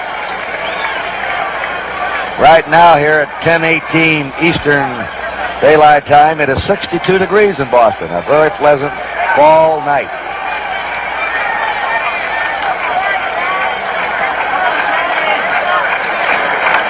Doyle pops it up. Off-speed pitch. Foster is coming on. Concepcion gave way to him. Easier for the man coming on.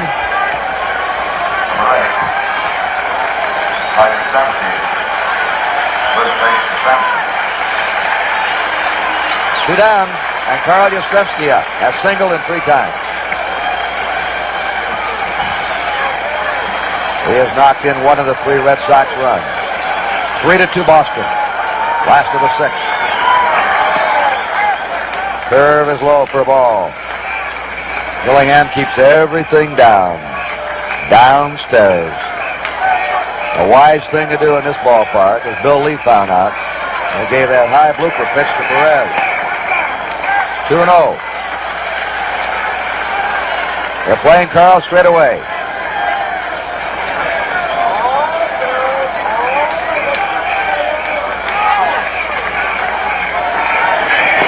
That's in there, 2-1. If Yastrzemski gets aboard, Fisk is the next man up.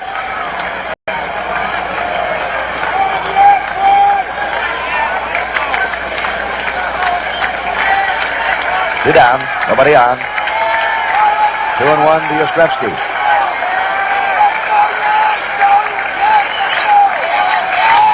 Big bounding ball to Joe Morgan. Easy hop to him.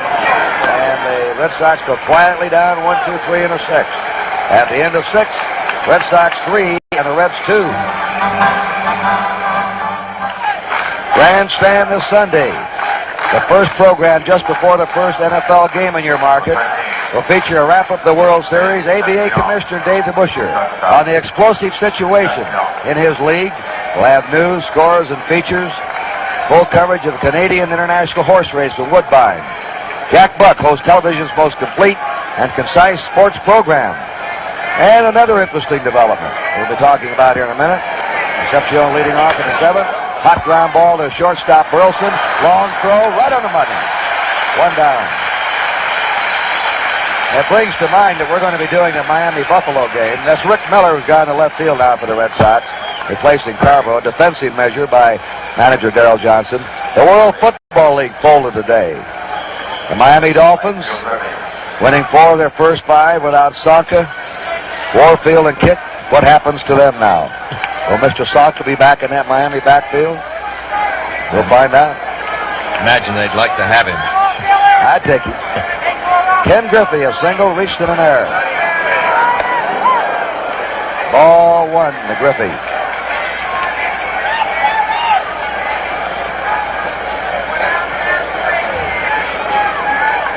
Three to 2 Boston. Reds are batting in the 7th. Bill Lee has gone all the way.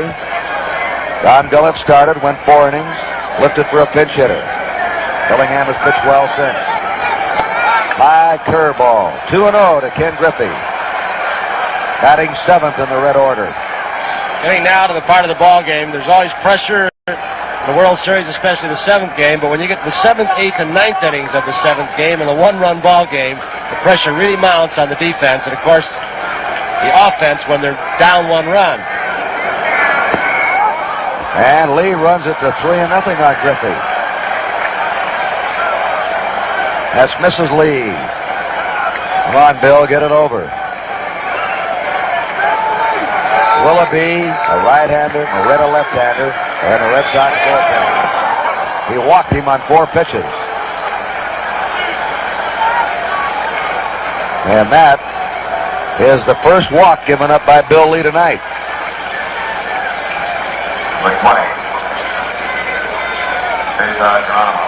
Lee has not pitched since October 12th, 10 days ago, and that was in the 2nd game.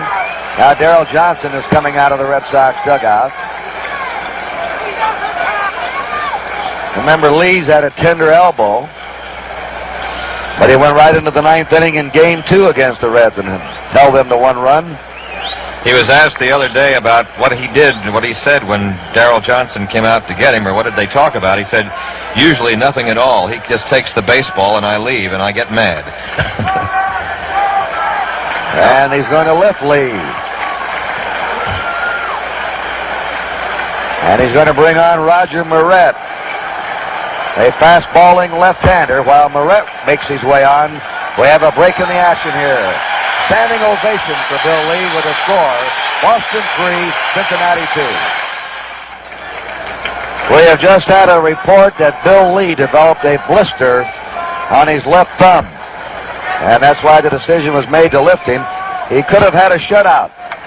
If the Red Sox had turned the double play, he'd be leading 3-0. If, the biggest word in sports. And here's an if man right here. Roger Moret could come in and strike out 9 or walk 9. But he had an incredible record this year, 14 wins and 3 losses. What about Moret, Ned? He's fast. He's the fastest man on the staff. He's got the live ragdoll kind of arm. His problem has been control. He'll walk as many as he strikes out. He'll throw a brilliant game. A couple of times in the last 2 years, he's approached no-hitters, or he's fanned from 12 to 15. Other times, he's blown 7-run leads and things, so that's the kind of pitcher he is. But he has more natural stuff, really, than almost anybody on the staff. And every year, they keep talking about, well, is he ever going to be in the regular rotation? Or will they trade him? He's always mentioned because clubs like him. What about his move? Not too much. Not too much a move to first base. He's just fast enough, so they'd have to get a good jump anyway to get if he's going to throw the fastball. But his move to first is not very good. And they've got a fast man at first right now, and Ken Griffey, who represents the tying run. Right. He may be just in there to get a hitter or 2 out, get the left-hander Geronimo. Willoughby continues to throw a right-hander. Billingham is on deck. The way he's been looking, imagine Sparky'd like to keep him in there if he could. Geronimo has wrapped into a double play and taken a called 3rd strike. 3-2 Boston. Red Sox scored 3 runs in the 3rd. 2 of them were walked in by Don Gullett with the bases loaded. And Perez hit a tremendous home run over the left field screen in the 6th with a man on.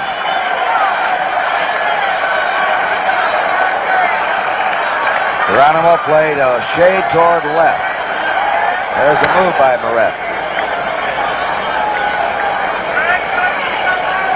Griffey's attempted 1 steal in this series and was successful.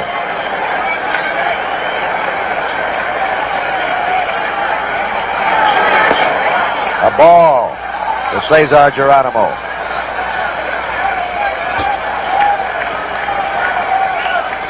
You get some young players that you think are promising, they go so far and they stop. Foster, Griffey, Geronimo were not thought to be stars, but they've become fine ball players. They've developed every year. Ball 2. They have advanced each year. And the greatest minds of baseball have always wondered why some players stop and some players go on. Up to the guy himself.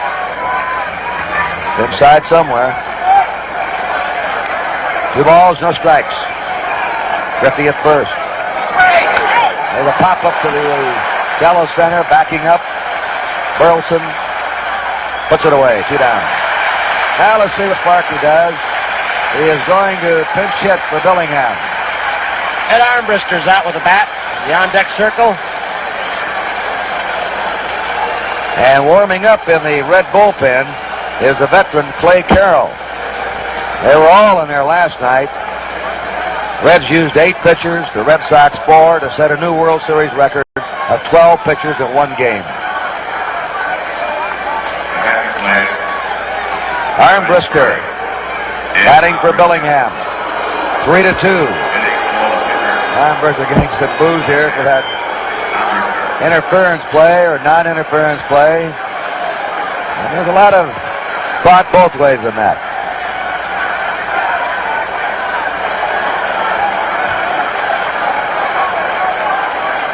He's had 3 previous pinch hit appearances. A walk, a sacrifice, and he's gone out. Reds high with a fastball.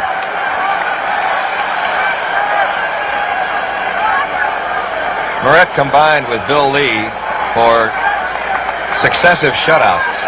They shut out the Yankees in New York, and they came back here, and they pitched a double shutout. That pitch is ball 2. Bill Lee pitched 6 in the 3rd inning, 7 hits, 2 runs. He walked only 1. He pitched very well.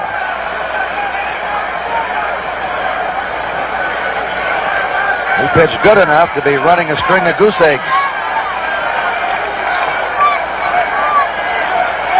2 balls, no strikes.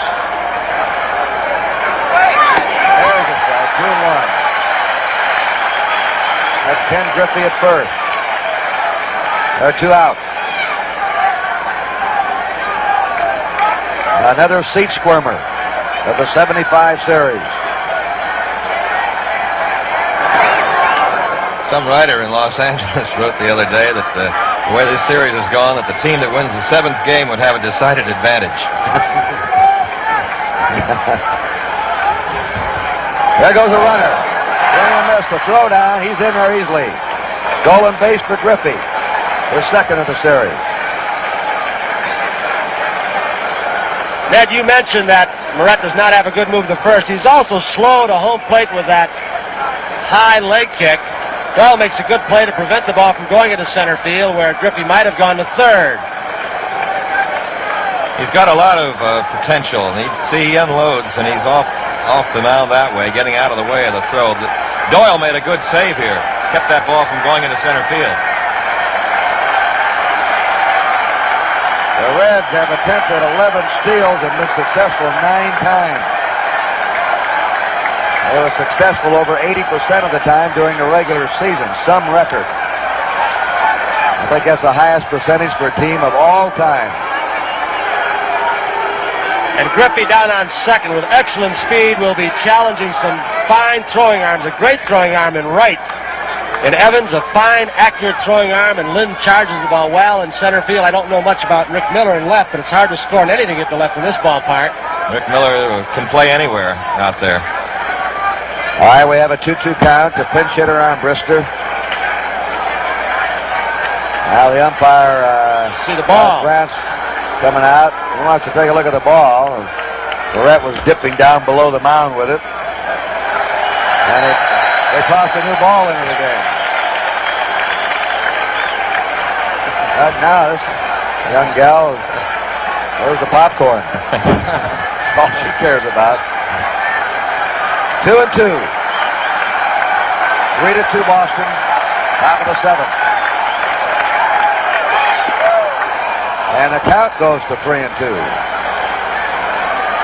The on-deck batter, the leadoff man in the Cincinnati order, Pete Rose.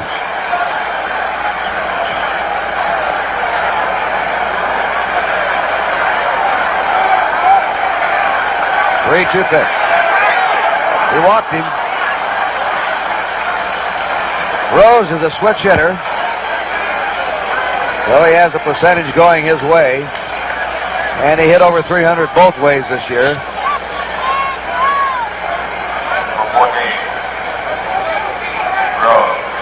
Rose fly to right. Hit into a force out, single to right. He has scored a run. Again, you see the figure 9 for 26. He and Yastrzemski have the most hits in the series, 9 apiece. The Reds threatening in the 7th. 2 down. Runners on first and second. Low for a ball. Now the Boston fans are becoming uneasy.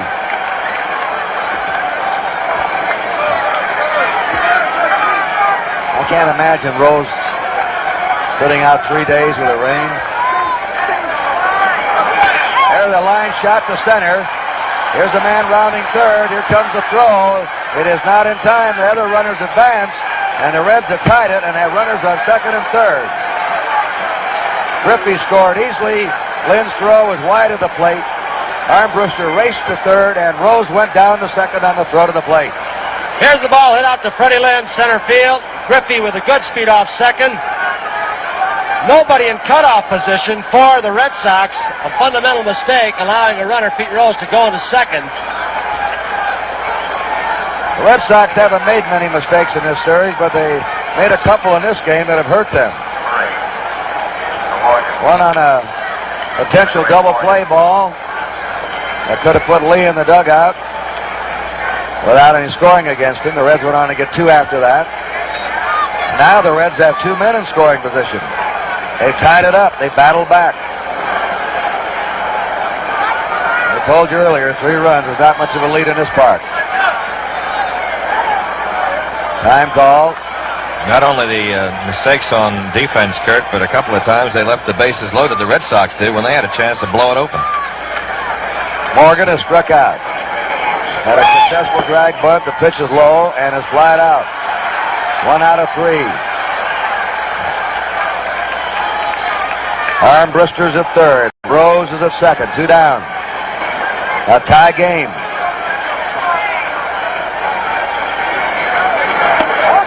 Two and 0. A right-handed batter, Johnny Bench, is on deck. Willoughby, a right-hander, has been heating up in that bullpen for about 15 or 20 minutes. Jim Burton's a left-hander. This will be a 2-0 pitch to Joe Morgan. He lines it foul down the right field line. A 2-1 count. Darrell Johnson. He hasn't changed expression in this series. Nope. He lifted his cap once when Fisk hit the home run last night. What did his wife call him, Tony? Old stone face? Old stone face.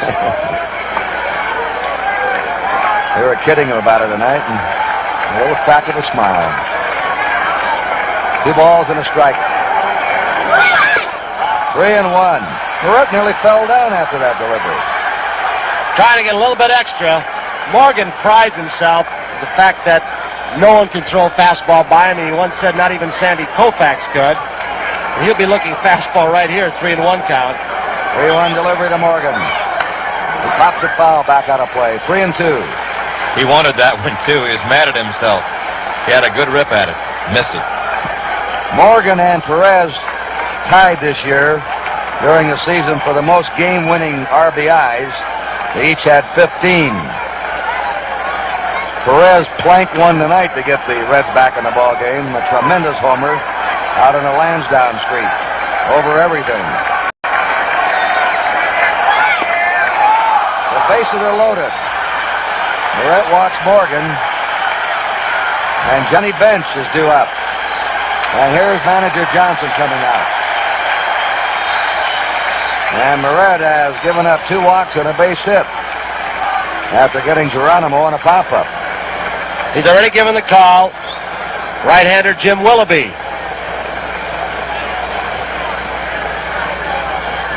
Well, he should be ready. He had the real hot streak for you guys, Ned. Helped you to the pennant, about 2 weeks where he was in almost every win or had a save of a ball game. He came and joined the club around the 4th of July in Cleveland, Tony, and got racked his first time out. That was in Cleveland. He had hardly time to get used to the uniform. And then after that, he was phenomenal for about 3 or 4 weeks. He had that sinker ball. They hadn't seen him around the league. He has a motion like he's falling downstairs, but he was very effective. All the relief pitchers are running in from the bullpen the last couple of nights. We have a break in the action again. The score here in Boston is now tied 3-3. This is Jim Willoughby's third series game. He's pitched 5 innings, allowed 3 hits, 1 run. It was unearned. He was a loser in the third game that went 10 innings by a 6-5 score. And the situation is ready for Johnny Bench. He's gone hitless in this game. He hit 2 grand slams during the 75 season.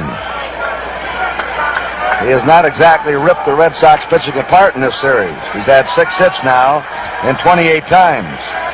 Kurt, as Willoughby came in from the bullpen, the long run, Bench went back to the dugout, and I have a hunch he might have conferred with Sparky Anderson. Anderson has that little red notebook that he keeps in his pocket, which is a scouting report on every Red Sox player. Johnny might have gone back to ask him, well, what does Willoughby have? What does Ray Short tell us of that Super Scout report? And Sparky may have told him something like, well, make him get the ball up. He's a sinker ball pitcher, as Ned Martin said. Get the ball up in the strike zone. Don't swing at grounders. Well, this all started harmlessly enough in the 7th. Reception grounded out, and Griffey walked, stole second. That was all for Bill Lee. Geronimo popped up, 2 down. Runner on second. Armbruster walked. Rose single in the center, scoring Griffey. But on the throw to the plate, the runners advanced to second and third. Morgan has just walked, and the bases are loaded. Reggie Cleveland and Jim Burton are in the Red Sox bullpen. Clay Carroll was warming up in the Reds bullpen. Ball 1 to Johnny Bench. Armbruster at third. Rose at second. Morgan at first.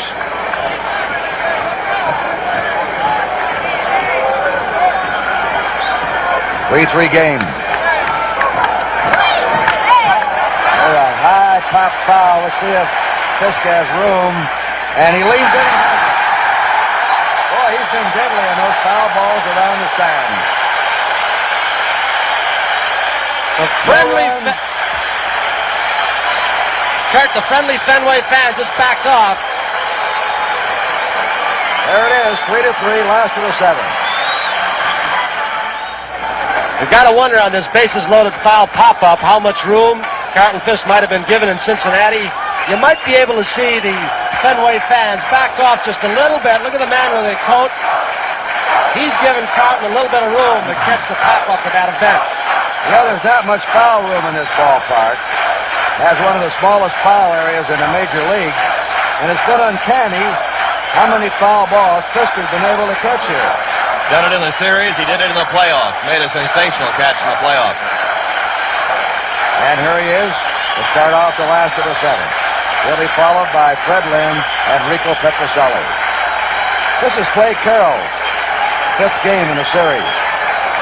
His 14th lifetime series game, topped only by Whitey Ford, Tony Kubek, old buddy who pitched in 22 World Series games. Raleigh Fingers pitched in 16, Bob Turley in 15, and Allie Reynolds in 15. Fisk has struck out twice and been walked intentionally. Tries a bunt, a surprise bunt. Rose is playing deep for the right-handed pull hitter. Fisk can move for a catcher and also for a fellow who's had a knee operation. He can also bunt. Yeah, he has done that several times leading off innings to catch that third baseman deep. Pete's still going to move back at third base. He's going to give him the bunt, protect that line a little bit, prevent a possible extra base hit in the corner. You want a bunt, go ahead, Carlton.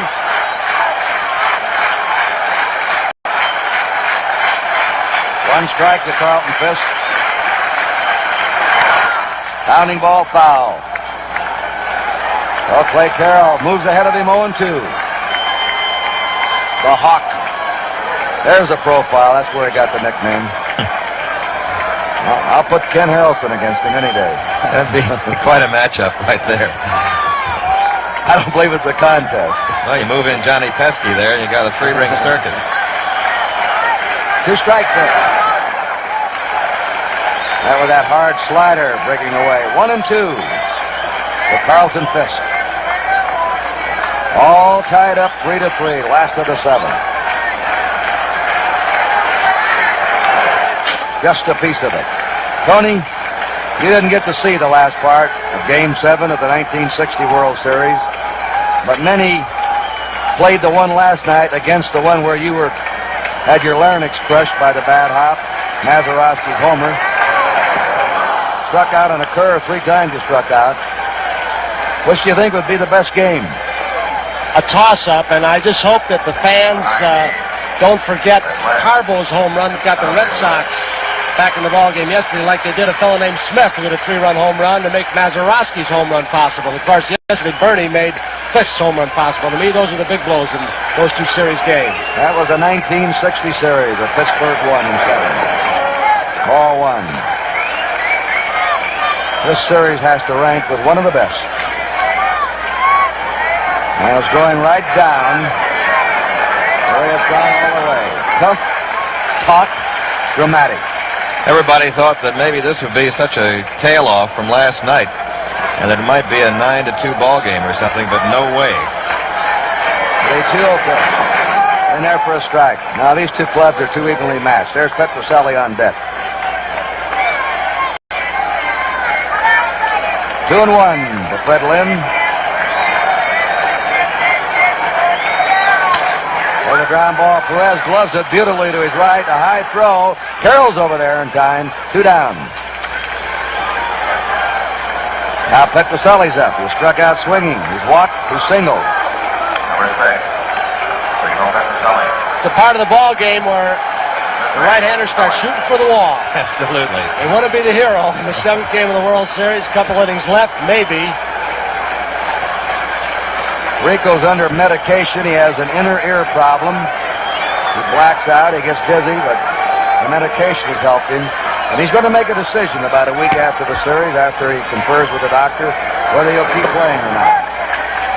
Ball 1 to Petrocelli. He's young enough to keep playing. 32. He'd like to, but a lot depends on what the doctors say for the night. Fouls it back, 1-1.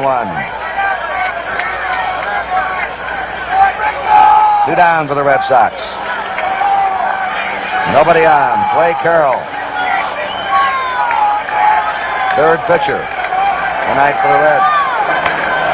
Check swing, ground ball to Concepcion. He makes this play great. There it is. And the Red Sox go down 1-2-3 again. At the end of 7, it's a tie game, 3-3.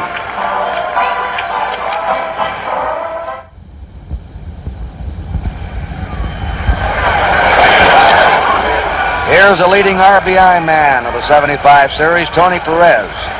He's grounded out, popped up, and then hit a 2-run homer over the left field screen in the 6th inning. He's had only 5 hits and 7 RBIs. 3 home runs in the series. Pops this one up. Petrocelli waiting for it. 1 down.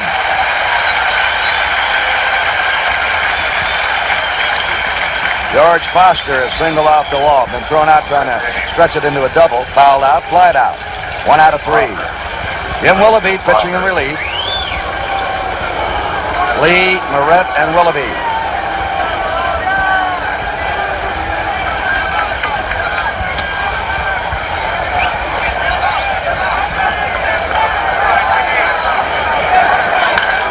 Slams it foul. 0-1 to George Foster. 3 runs for the Red Sox in the 3rd. They batted around. They received 4 walks that inning, and 2 walks by Gullett forced in runs. Perez hit a 2-run homer in the 6th, and Rose singled in a run in the 7th to tie it up. And that's been it. Ball and a strike to Foster. Concepcion is scheduled up next. Watch that white ball come off that green wall. Good background. Burleson will have to hurry. Good play by Rick Burleson.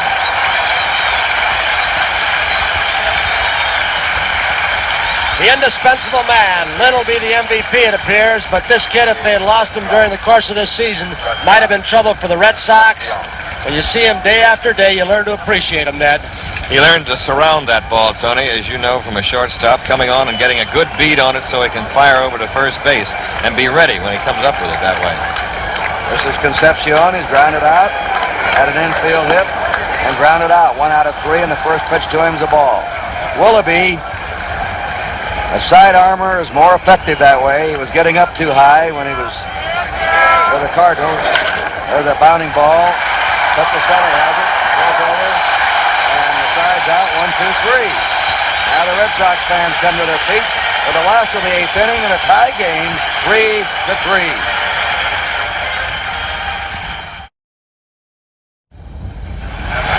His Honor the Mayor and Mrs. White. Guess you know who they're rooting for. Now it's the last of the 8th inning. White Evans, Rick Burleson, and Jim Willoughby facing Clay Carroll.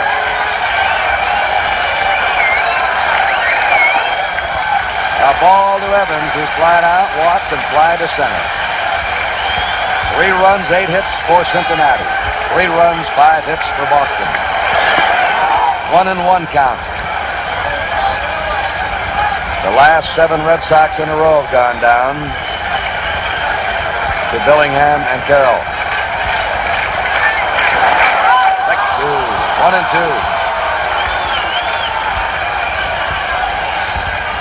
McEnany is warming up for the Reds, a left-hander, and Burton, a left-hander, is warming up for the Red Sox. Nearly struck him out in a bad pitch. 2-2 to Evans. Evans has trouble with the breaking pitch a lot. Worries about it sometimes.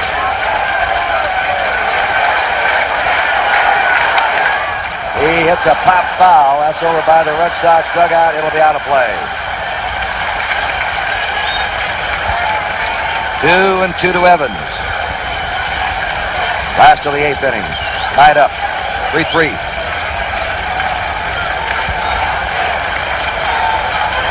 Kurt Gowdy, Ned Martin, Tony Kuba. Game 7. 3-2. Not much left, or there could be a lot left, as we had last night, playing till after midnight. The longest time game in the history of the World Series, 4 hours. We walk. And the lead run is on for the Red Sox. Darrell Johnson's got a pinch hitter coming up to the on-deck circle. Cecil Cooper's come out with a bat. They'll be looking for the bunt. Rose way in at third. There's Cooper. Rick Burleson's up now. Evans on first. Nobody out. Rose is creeping in, and the pitch is a strike. Burleson taking. Like Doyle, Burleson, an excellent bunter. He can control the bat. There's Big Clue. 0-1 to Rick Burleson. Darrell has pulled surprises before in this series and taken off the bunt sign and had a man hit. And Burleson's the kind of guy you can do that with. Now he's had strike 2 on him. With Evans at first, nobody out.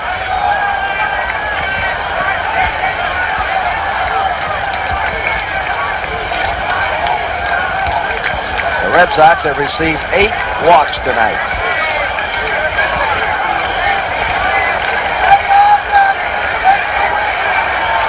Cincinnati has received 3. 1 by Bill Lee. That was a breaking pitch just inside. A 1-2 count to Rick Burleson. White Evans at first. This game tied 3-3, last of the 8th inning.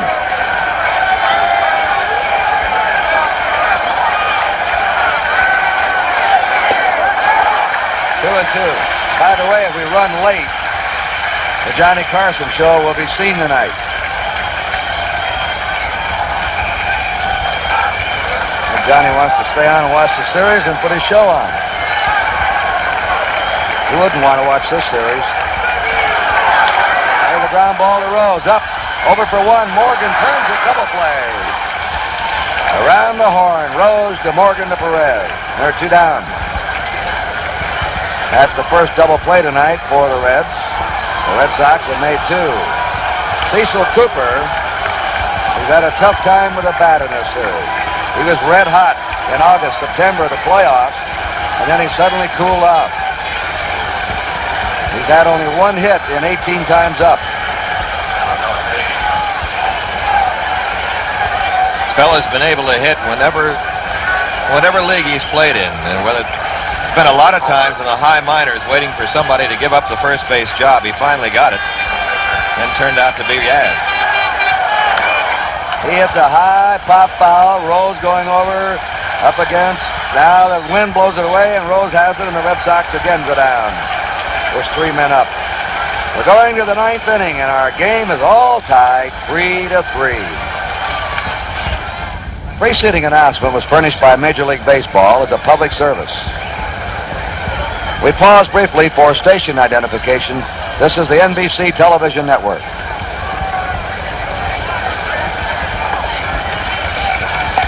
That is the World Championship trophy. It will not be awarded tonight in the Victoria's dressing room. It's too big. It's going to be awarded at civic ceremonies either here in Boston or in Cincinnati tomorrow, where the winning city will have its ceremonies, its tribute to its baseball team. Win or lose, the Boston City Council is having a tribute to the Red Sox. I imagine the same thing will be happening in Cincinnati. And that trophy will be officially awarded tomorrow. We're going to the winning dressing room right after the game and look in on the world champs of 75. Ball 1. I think Tony put it very well before this Game 7 in his interview with the 2 managers. There really isn't going to be a loser in this series. There is, but there isn't. Well, baseball is going to be a winner for sure because it's provided plenty of entertainment for baseball fans all over the world, really.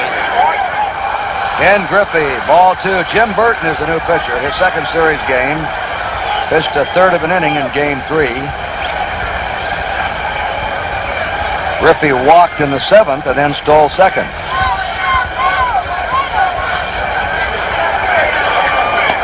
Outside, ball 3.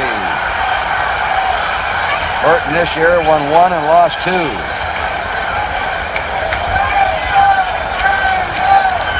3 runs, 8 hits for the Reds. 3 runs, 5 hits for the Red Sox. The Red Sox have made the only errors of the game, both by Denny Doyle.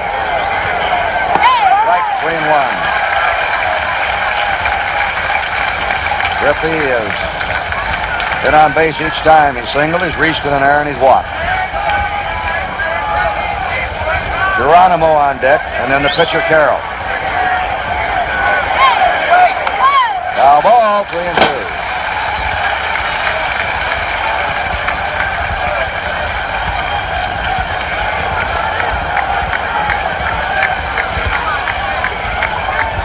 Just checking the record, last night's game was not the longest game by time. 4 hours and 1 minute last night. 4 hours and 13 minutes. The Mets and the A's in 73 in 12 innings. Ball 4, Griffey's on. Walks may be the decisive factor of this game. Walks hurt the Reds in the 3rd inning. 4 Red Sox batters were walked. Now Griffey leads off the 9th with a walk. Griffey's the guy you want to keep off base always, but especially in this situation. With a bunt in order, Petrocelli will be charging, and Griffey will be a hard man to force out at second base, keep him out of scoring position. Geronimo hit into a double play, struck out and popped up. Game tied 3-3. The split screen, you're looking at Griffey at first.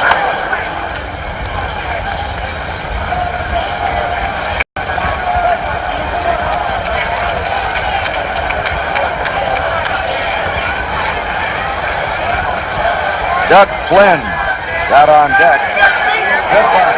Petrocelli falls down, makes the play to first. Boy, that's going from your rough.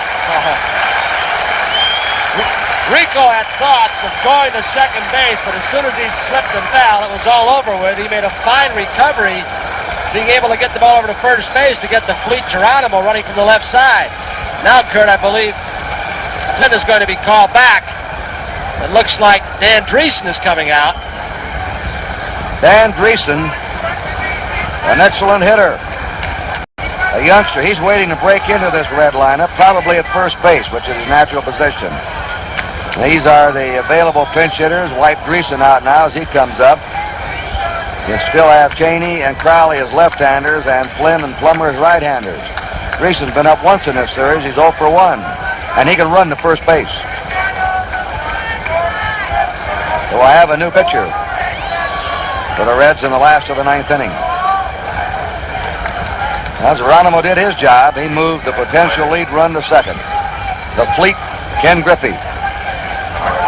Dreesen also a tough man out of the batter's box. He runs well. He hits the ball to all fields. They call him the Cobra, and you'll see why when he goes into his batting stance. He goes into that coil. And like Griffey, he's a man where they think he someday might lead the league in hitting.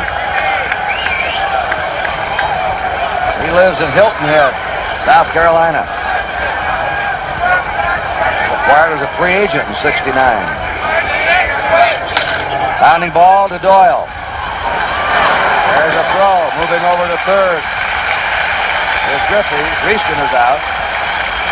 Now the switch hitting Pete Rose is coming up.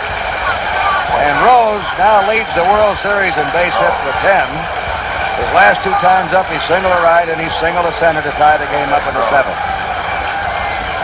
Terrific pressure right now occurred on the defensive infield with a fast runner at third base. Of course, there are 2 outs, but they know they've got to field the ball cleanly to get Rose at first. No chance for a force out anywhere.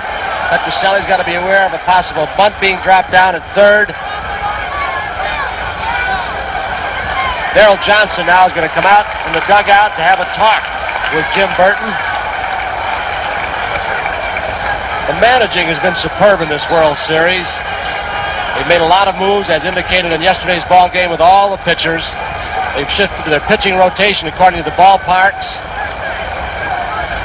And whoever is going to be pitching the Rose is going up against a man that has hit 300. He went below 300 for the first time in 10 years last year and bounced back to go over it again this year. He had 200 hits this season for the 7th time in his career. And he led the National League in doubles for the 2nd straight year. That is Reggie Cleveland. 2 down. Griffey at third. A tie game, 3-3 in the top of the 9th inning. Pete Rose. About as tough an out as you want. Or don't want. Fastball's inside to him. 1 ball, no strikes. The Red Sox in their last of the 9th have Miller, Doyle, and Yastrzemski scheduled up. Ball 2 and a curve.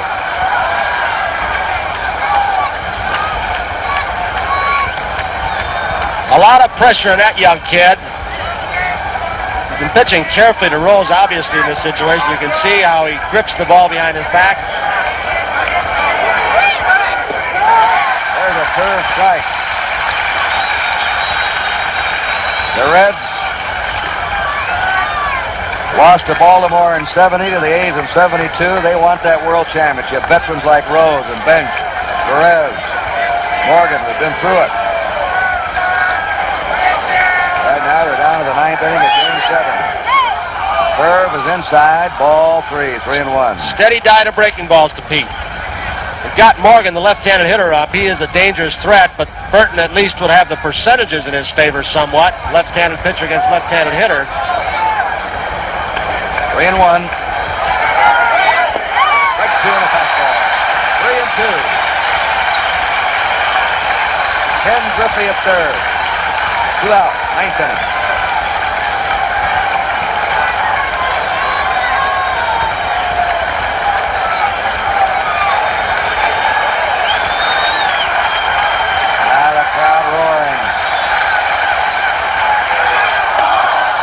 Really ball 4.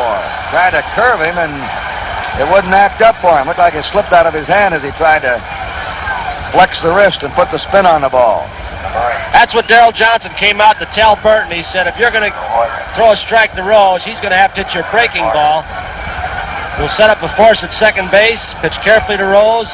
We'll go you against Morgan, left-hander against left-handed hitter.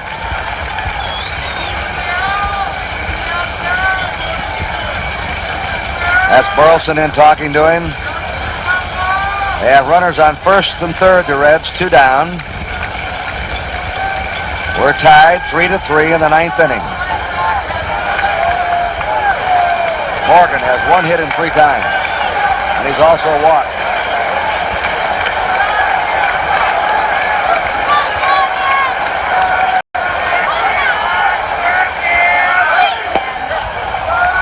Ball 1 to Joe Morgan. Griffey at third. Rose at first. 2 away.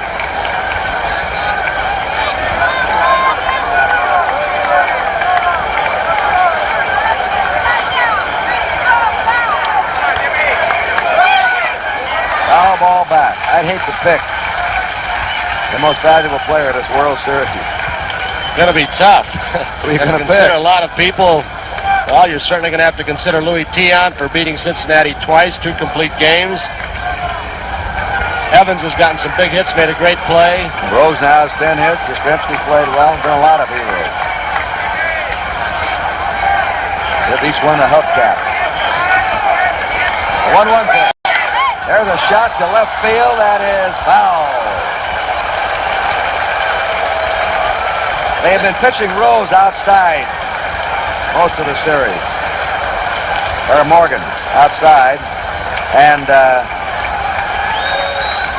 I thought they'd be pitching the inside, but they haven't. That's the way they pitch him in the National League. Most clubs, they bust him inside. Interesting that he said to us before the game around the batting cage, he's going to try and go the opposite way if they keep pitching him away. And this crowd roaring again. 1 ball, 2 strikes. Curveball, spank foul.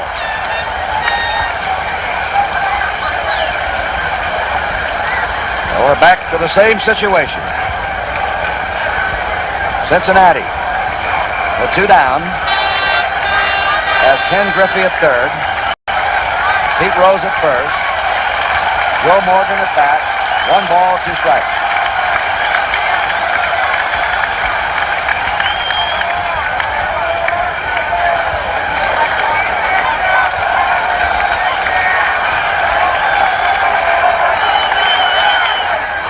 There's a looper, may drop. It's in for a hit. Here comes a throw to third. Rose hits the dirt. He's safe. And there goes Morgan down to second. And the Reds have the lead 4-3. As Joe Morgan blooped a base hit into center field. Scoring Griffey from third. The throw from Lynn to third was too late. Rose hitting the dirt there. And on the throw to third, going down to second, is Joe Morgan. Jim Burton made a good pitch down low and away to Morgan. Looked like a breaking ball, but Joe just stuck with it and just looped it off the end of the bat. Darrell Johnson out. He's already called for the right-hander. Now the Reds go ahead for the first time in the game. They have a 4-3 lead.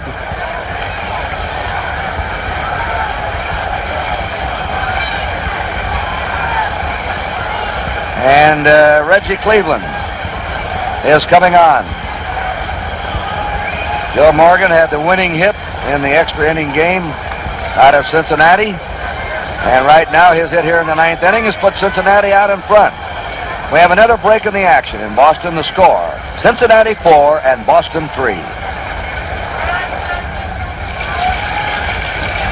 Reggie Cleveland comes on now in the 9th inning. The Reds have scored a go-ahead run, and they have runners on second and third, 2 down.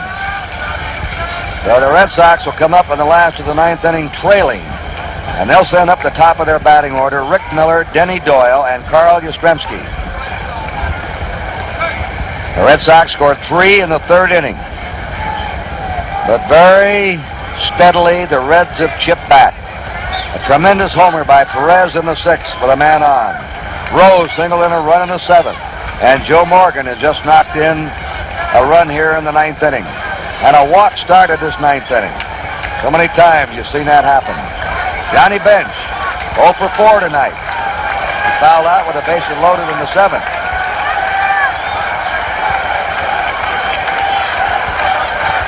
Reggie Cleveland pitching the bench.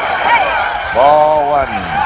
Cleveland's 5th game starter, his first Canadian-born player ever to start a World Series game.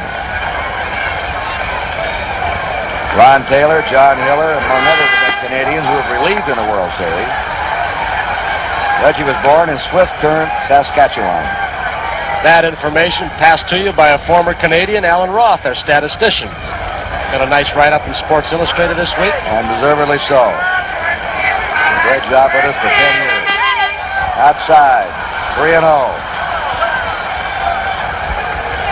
Perez is on deck.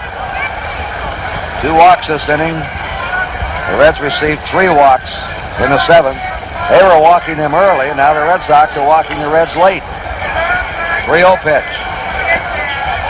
And they gave Bench the green light on that one, 3-1. Rose at third, Morgan at second. 2 out.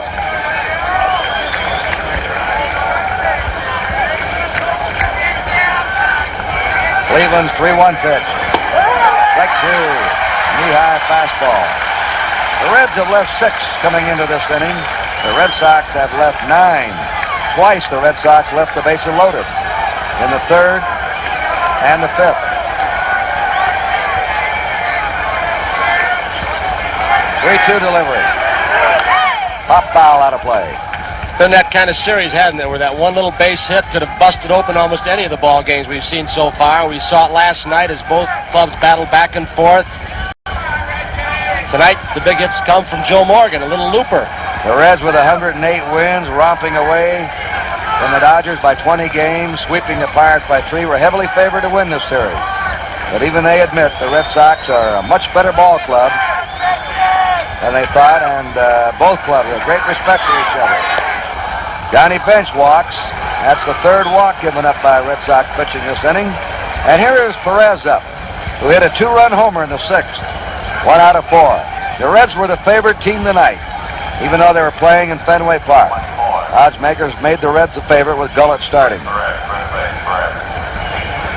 Gullett and Lee are both gone. Perez can add to that RBI total with a base hit.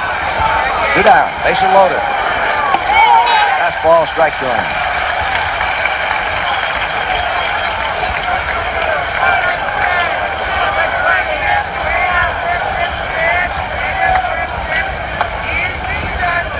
Here's the 1-strike delivery. Quick to 0-2.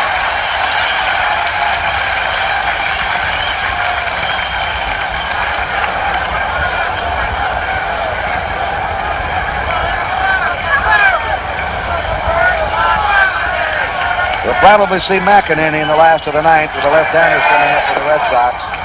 1 ball, 2 strikes. National League trying to crack through with its first series victory in 4 years after the A's won 3 in a row.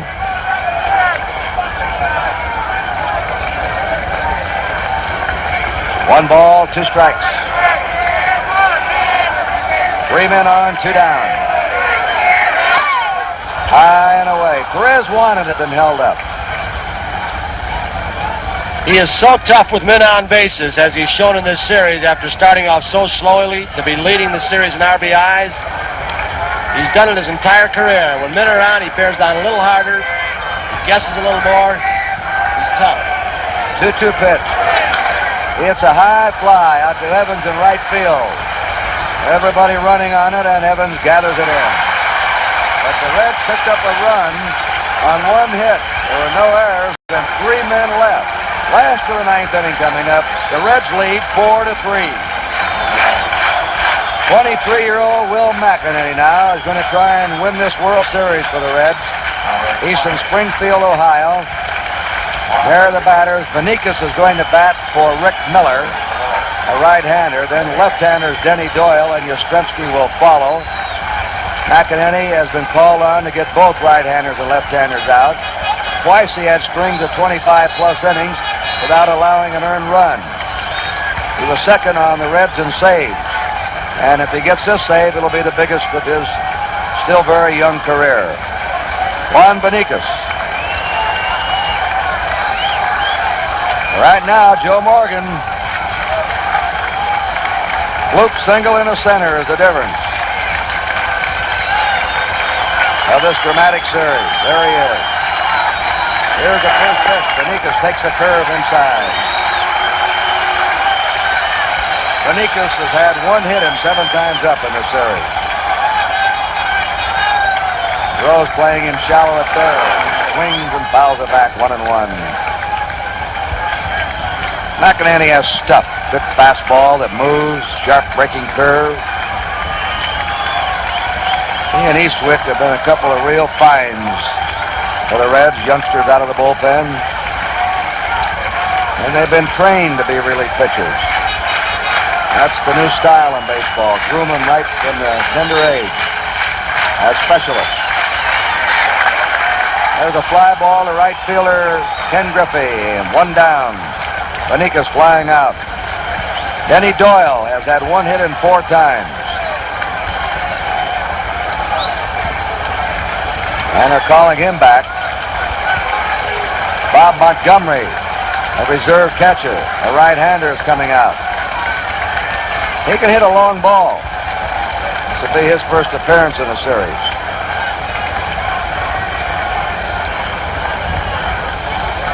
Clarky Anderson checking the lineup and checking the book on Montgomery. And Lazuski motioning out to his pitcher. Now they're waving Griffey in a couple of steps. Positioning their outfield. Darrell Johnson down to his last 2 outs.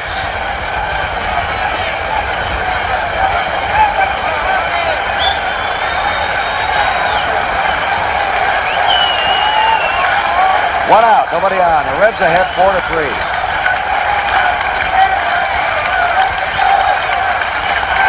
Montgomery is a licensed pilot and a model train enthusiast. All he has in mind right now is trying to get a hit to get on. McInerney's delivery. There's a ground ball to Concepcion. The Red Sox are down to their last out. The Reds are 1 out away from winning the World Championship. And Carl Yastrzemski gets a standing ovation. Win or lose, he's been a great player for Boston since 1960. And he's the captain of the team. Well, maybe it's fitting he has the last shot of the series. McInerney's delivery. Outside, ball 1.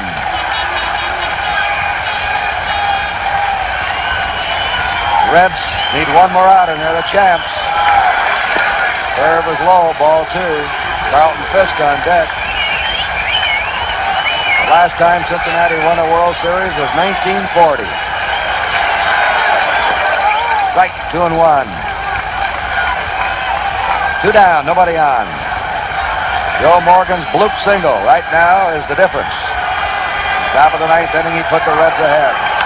There's a high fly ball. It should be all over. Geronimo's under it. And Cincinnati has won the World Championship, beating the Boston Red Sox 4-3. The Reds win it in Fenway Park.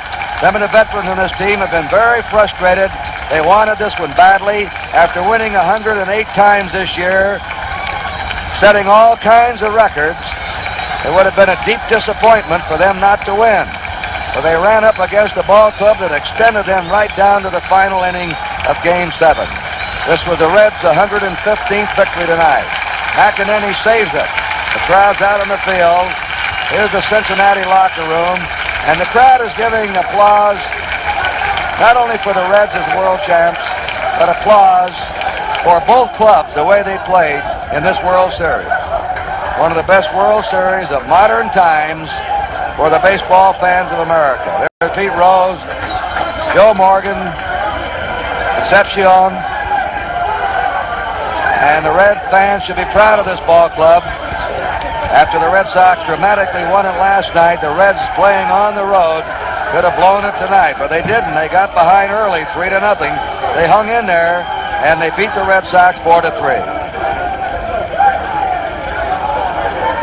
A very quiet crowd at Fenway Park, naturally, as it would have been in Cincinnati had the Reds lost at home. And the crowd just sort of standing stunned. It reminds me, there's Johnny Bench, reminds me of the crowd in Kansas City on Christmas Day with a full moon shining over Old Municipal Stadium when Garo Yepremian kicked the field goal and Miami beat the Kansas City Chiefs in the longest football game ever played. And the crowd just picked up their seat cushions and left the ballpark. All right, Marty Brenneman, the Cincinnati Red announcer, is down in the Cincinnati locker room. And this is Kurt Gowdy sending you down to Marty. And let's pick up all the happiness of the Cincinnati locker room. All right, Marty, I don't know if you heard Kurt Gowdy, but we're with a few of the men. And first of all, I think thanks should go and congratulations should go to the manager of the Reds, Sparky Anderson. What a wonderful moment for you. Milt, this one's for Milt Bliss and for Lefty who's out here and for all my friends and everybody I love. Sparky Anderson, congratulations to you and the Reds. Joe Morgan, congratulations. Thank you very much, man. This is what I've been looking for 11 years. I finally made it. Marty, you want to talk around you? Yes, sir. Joe, for the 115th time this season, this one belongs to the Reds, and it was a big one. Right on. This is the biggest one I've ever played in, Marty. We've come from behind and looked like we're dead, but we never die. This is an unbelievable ball club, and I'm just so happy, man. I can't tell you how much. And Pete Rose is unbelievable. He got all the clutch hits every time we needed one, and it's unbelievable. I'm just fortunate that I was able to flip one in there, but he made a pretty good pitch on me, to be honest with you. It was down and away, and I just tried to stay with it and foul it off, and I got a good enough pitch to get it into center field. Joe, congratulations. Thank you very much. Marty and Joe, we understand that Pete Rose, the man standing to my left, was named the most valuable player of the 1975 World Series. And Pete, our congratulations to you. It was strictly a team performance tonight. Most teams would have quit when they got us out when we had first and third, no outs, Tony. They struck Geronimo out, and Redmond hit to a double play, but most teams would have quit. We were still down by 3 runs, and Perez gave us a line with that 2-run shot. You could tell I'm hoarse from yelling the whole game, and I just was happy to get that base hit to tie the ball game. And I wish they'd have walked me, because Joe's a great guy in the clutch, and he got the clutch hit in the 9th inning to knock in the run for us. Pete, I wonder, what was it feeling in the dugout when we got behind quickly 3-0? Well, Marty, it's a never-die club, you know, and the whole series it seems like it's been the ball club that jumps out in front. It's the one that doesn't win, and it looked bad there a while because the lead was pitching real well, but these guys didn't quit, Marty. Sparky kept revving us up in there, and the extra men tonight really stayed on everybody's case, and it was strictly a team effort, and I couldn't be happier, and if I had all the money in the world and everything. This is the happiest moment of my life. I'm scared I'm going to have a car in there. Pete, congratulations.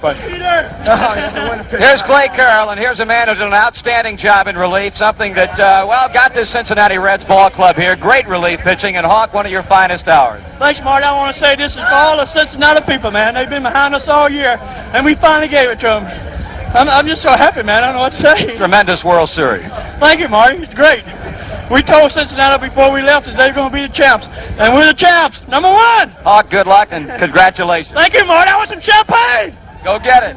Here's Johnny Bench, and John, a career that's been star-studded, every respect for you. It's got to be the biggest thrill of your career. It is, Marty. I'm so excited. I really, and here's Bob Housen, who all made it all possible. And I'll tell you, it was just a complete effort. I've never wanted to win anything so bad, and the way we won it, I think, makes it even more exciting for us. Good the fans in Cincinnati and Boston and around the world see better baseball in 7 games. Not anywhere, and that's the brand of baseball that they're going to see all year when they come out and see baseball. And tonight was just one of them. Those fans are unbelievable out there. They get me going, and I'm not even on their side. How about this Red Sox club? Well, I think a little more than of them now. We didn't know what we were getting into, I believe, and we gave them a credit, but I think we just looked at them and said they're a young club and they can't do the things, but they sure did. John, congratulations. Thank you very much, Mark. Here's a man who put this ball club together, and I know that one thing that you, Bob Housen, wanted more than anything else is a World's Championship.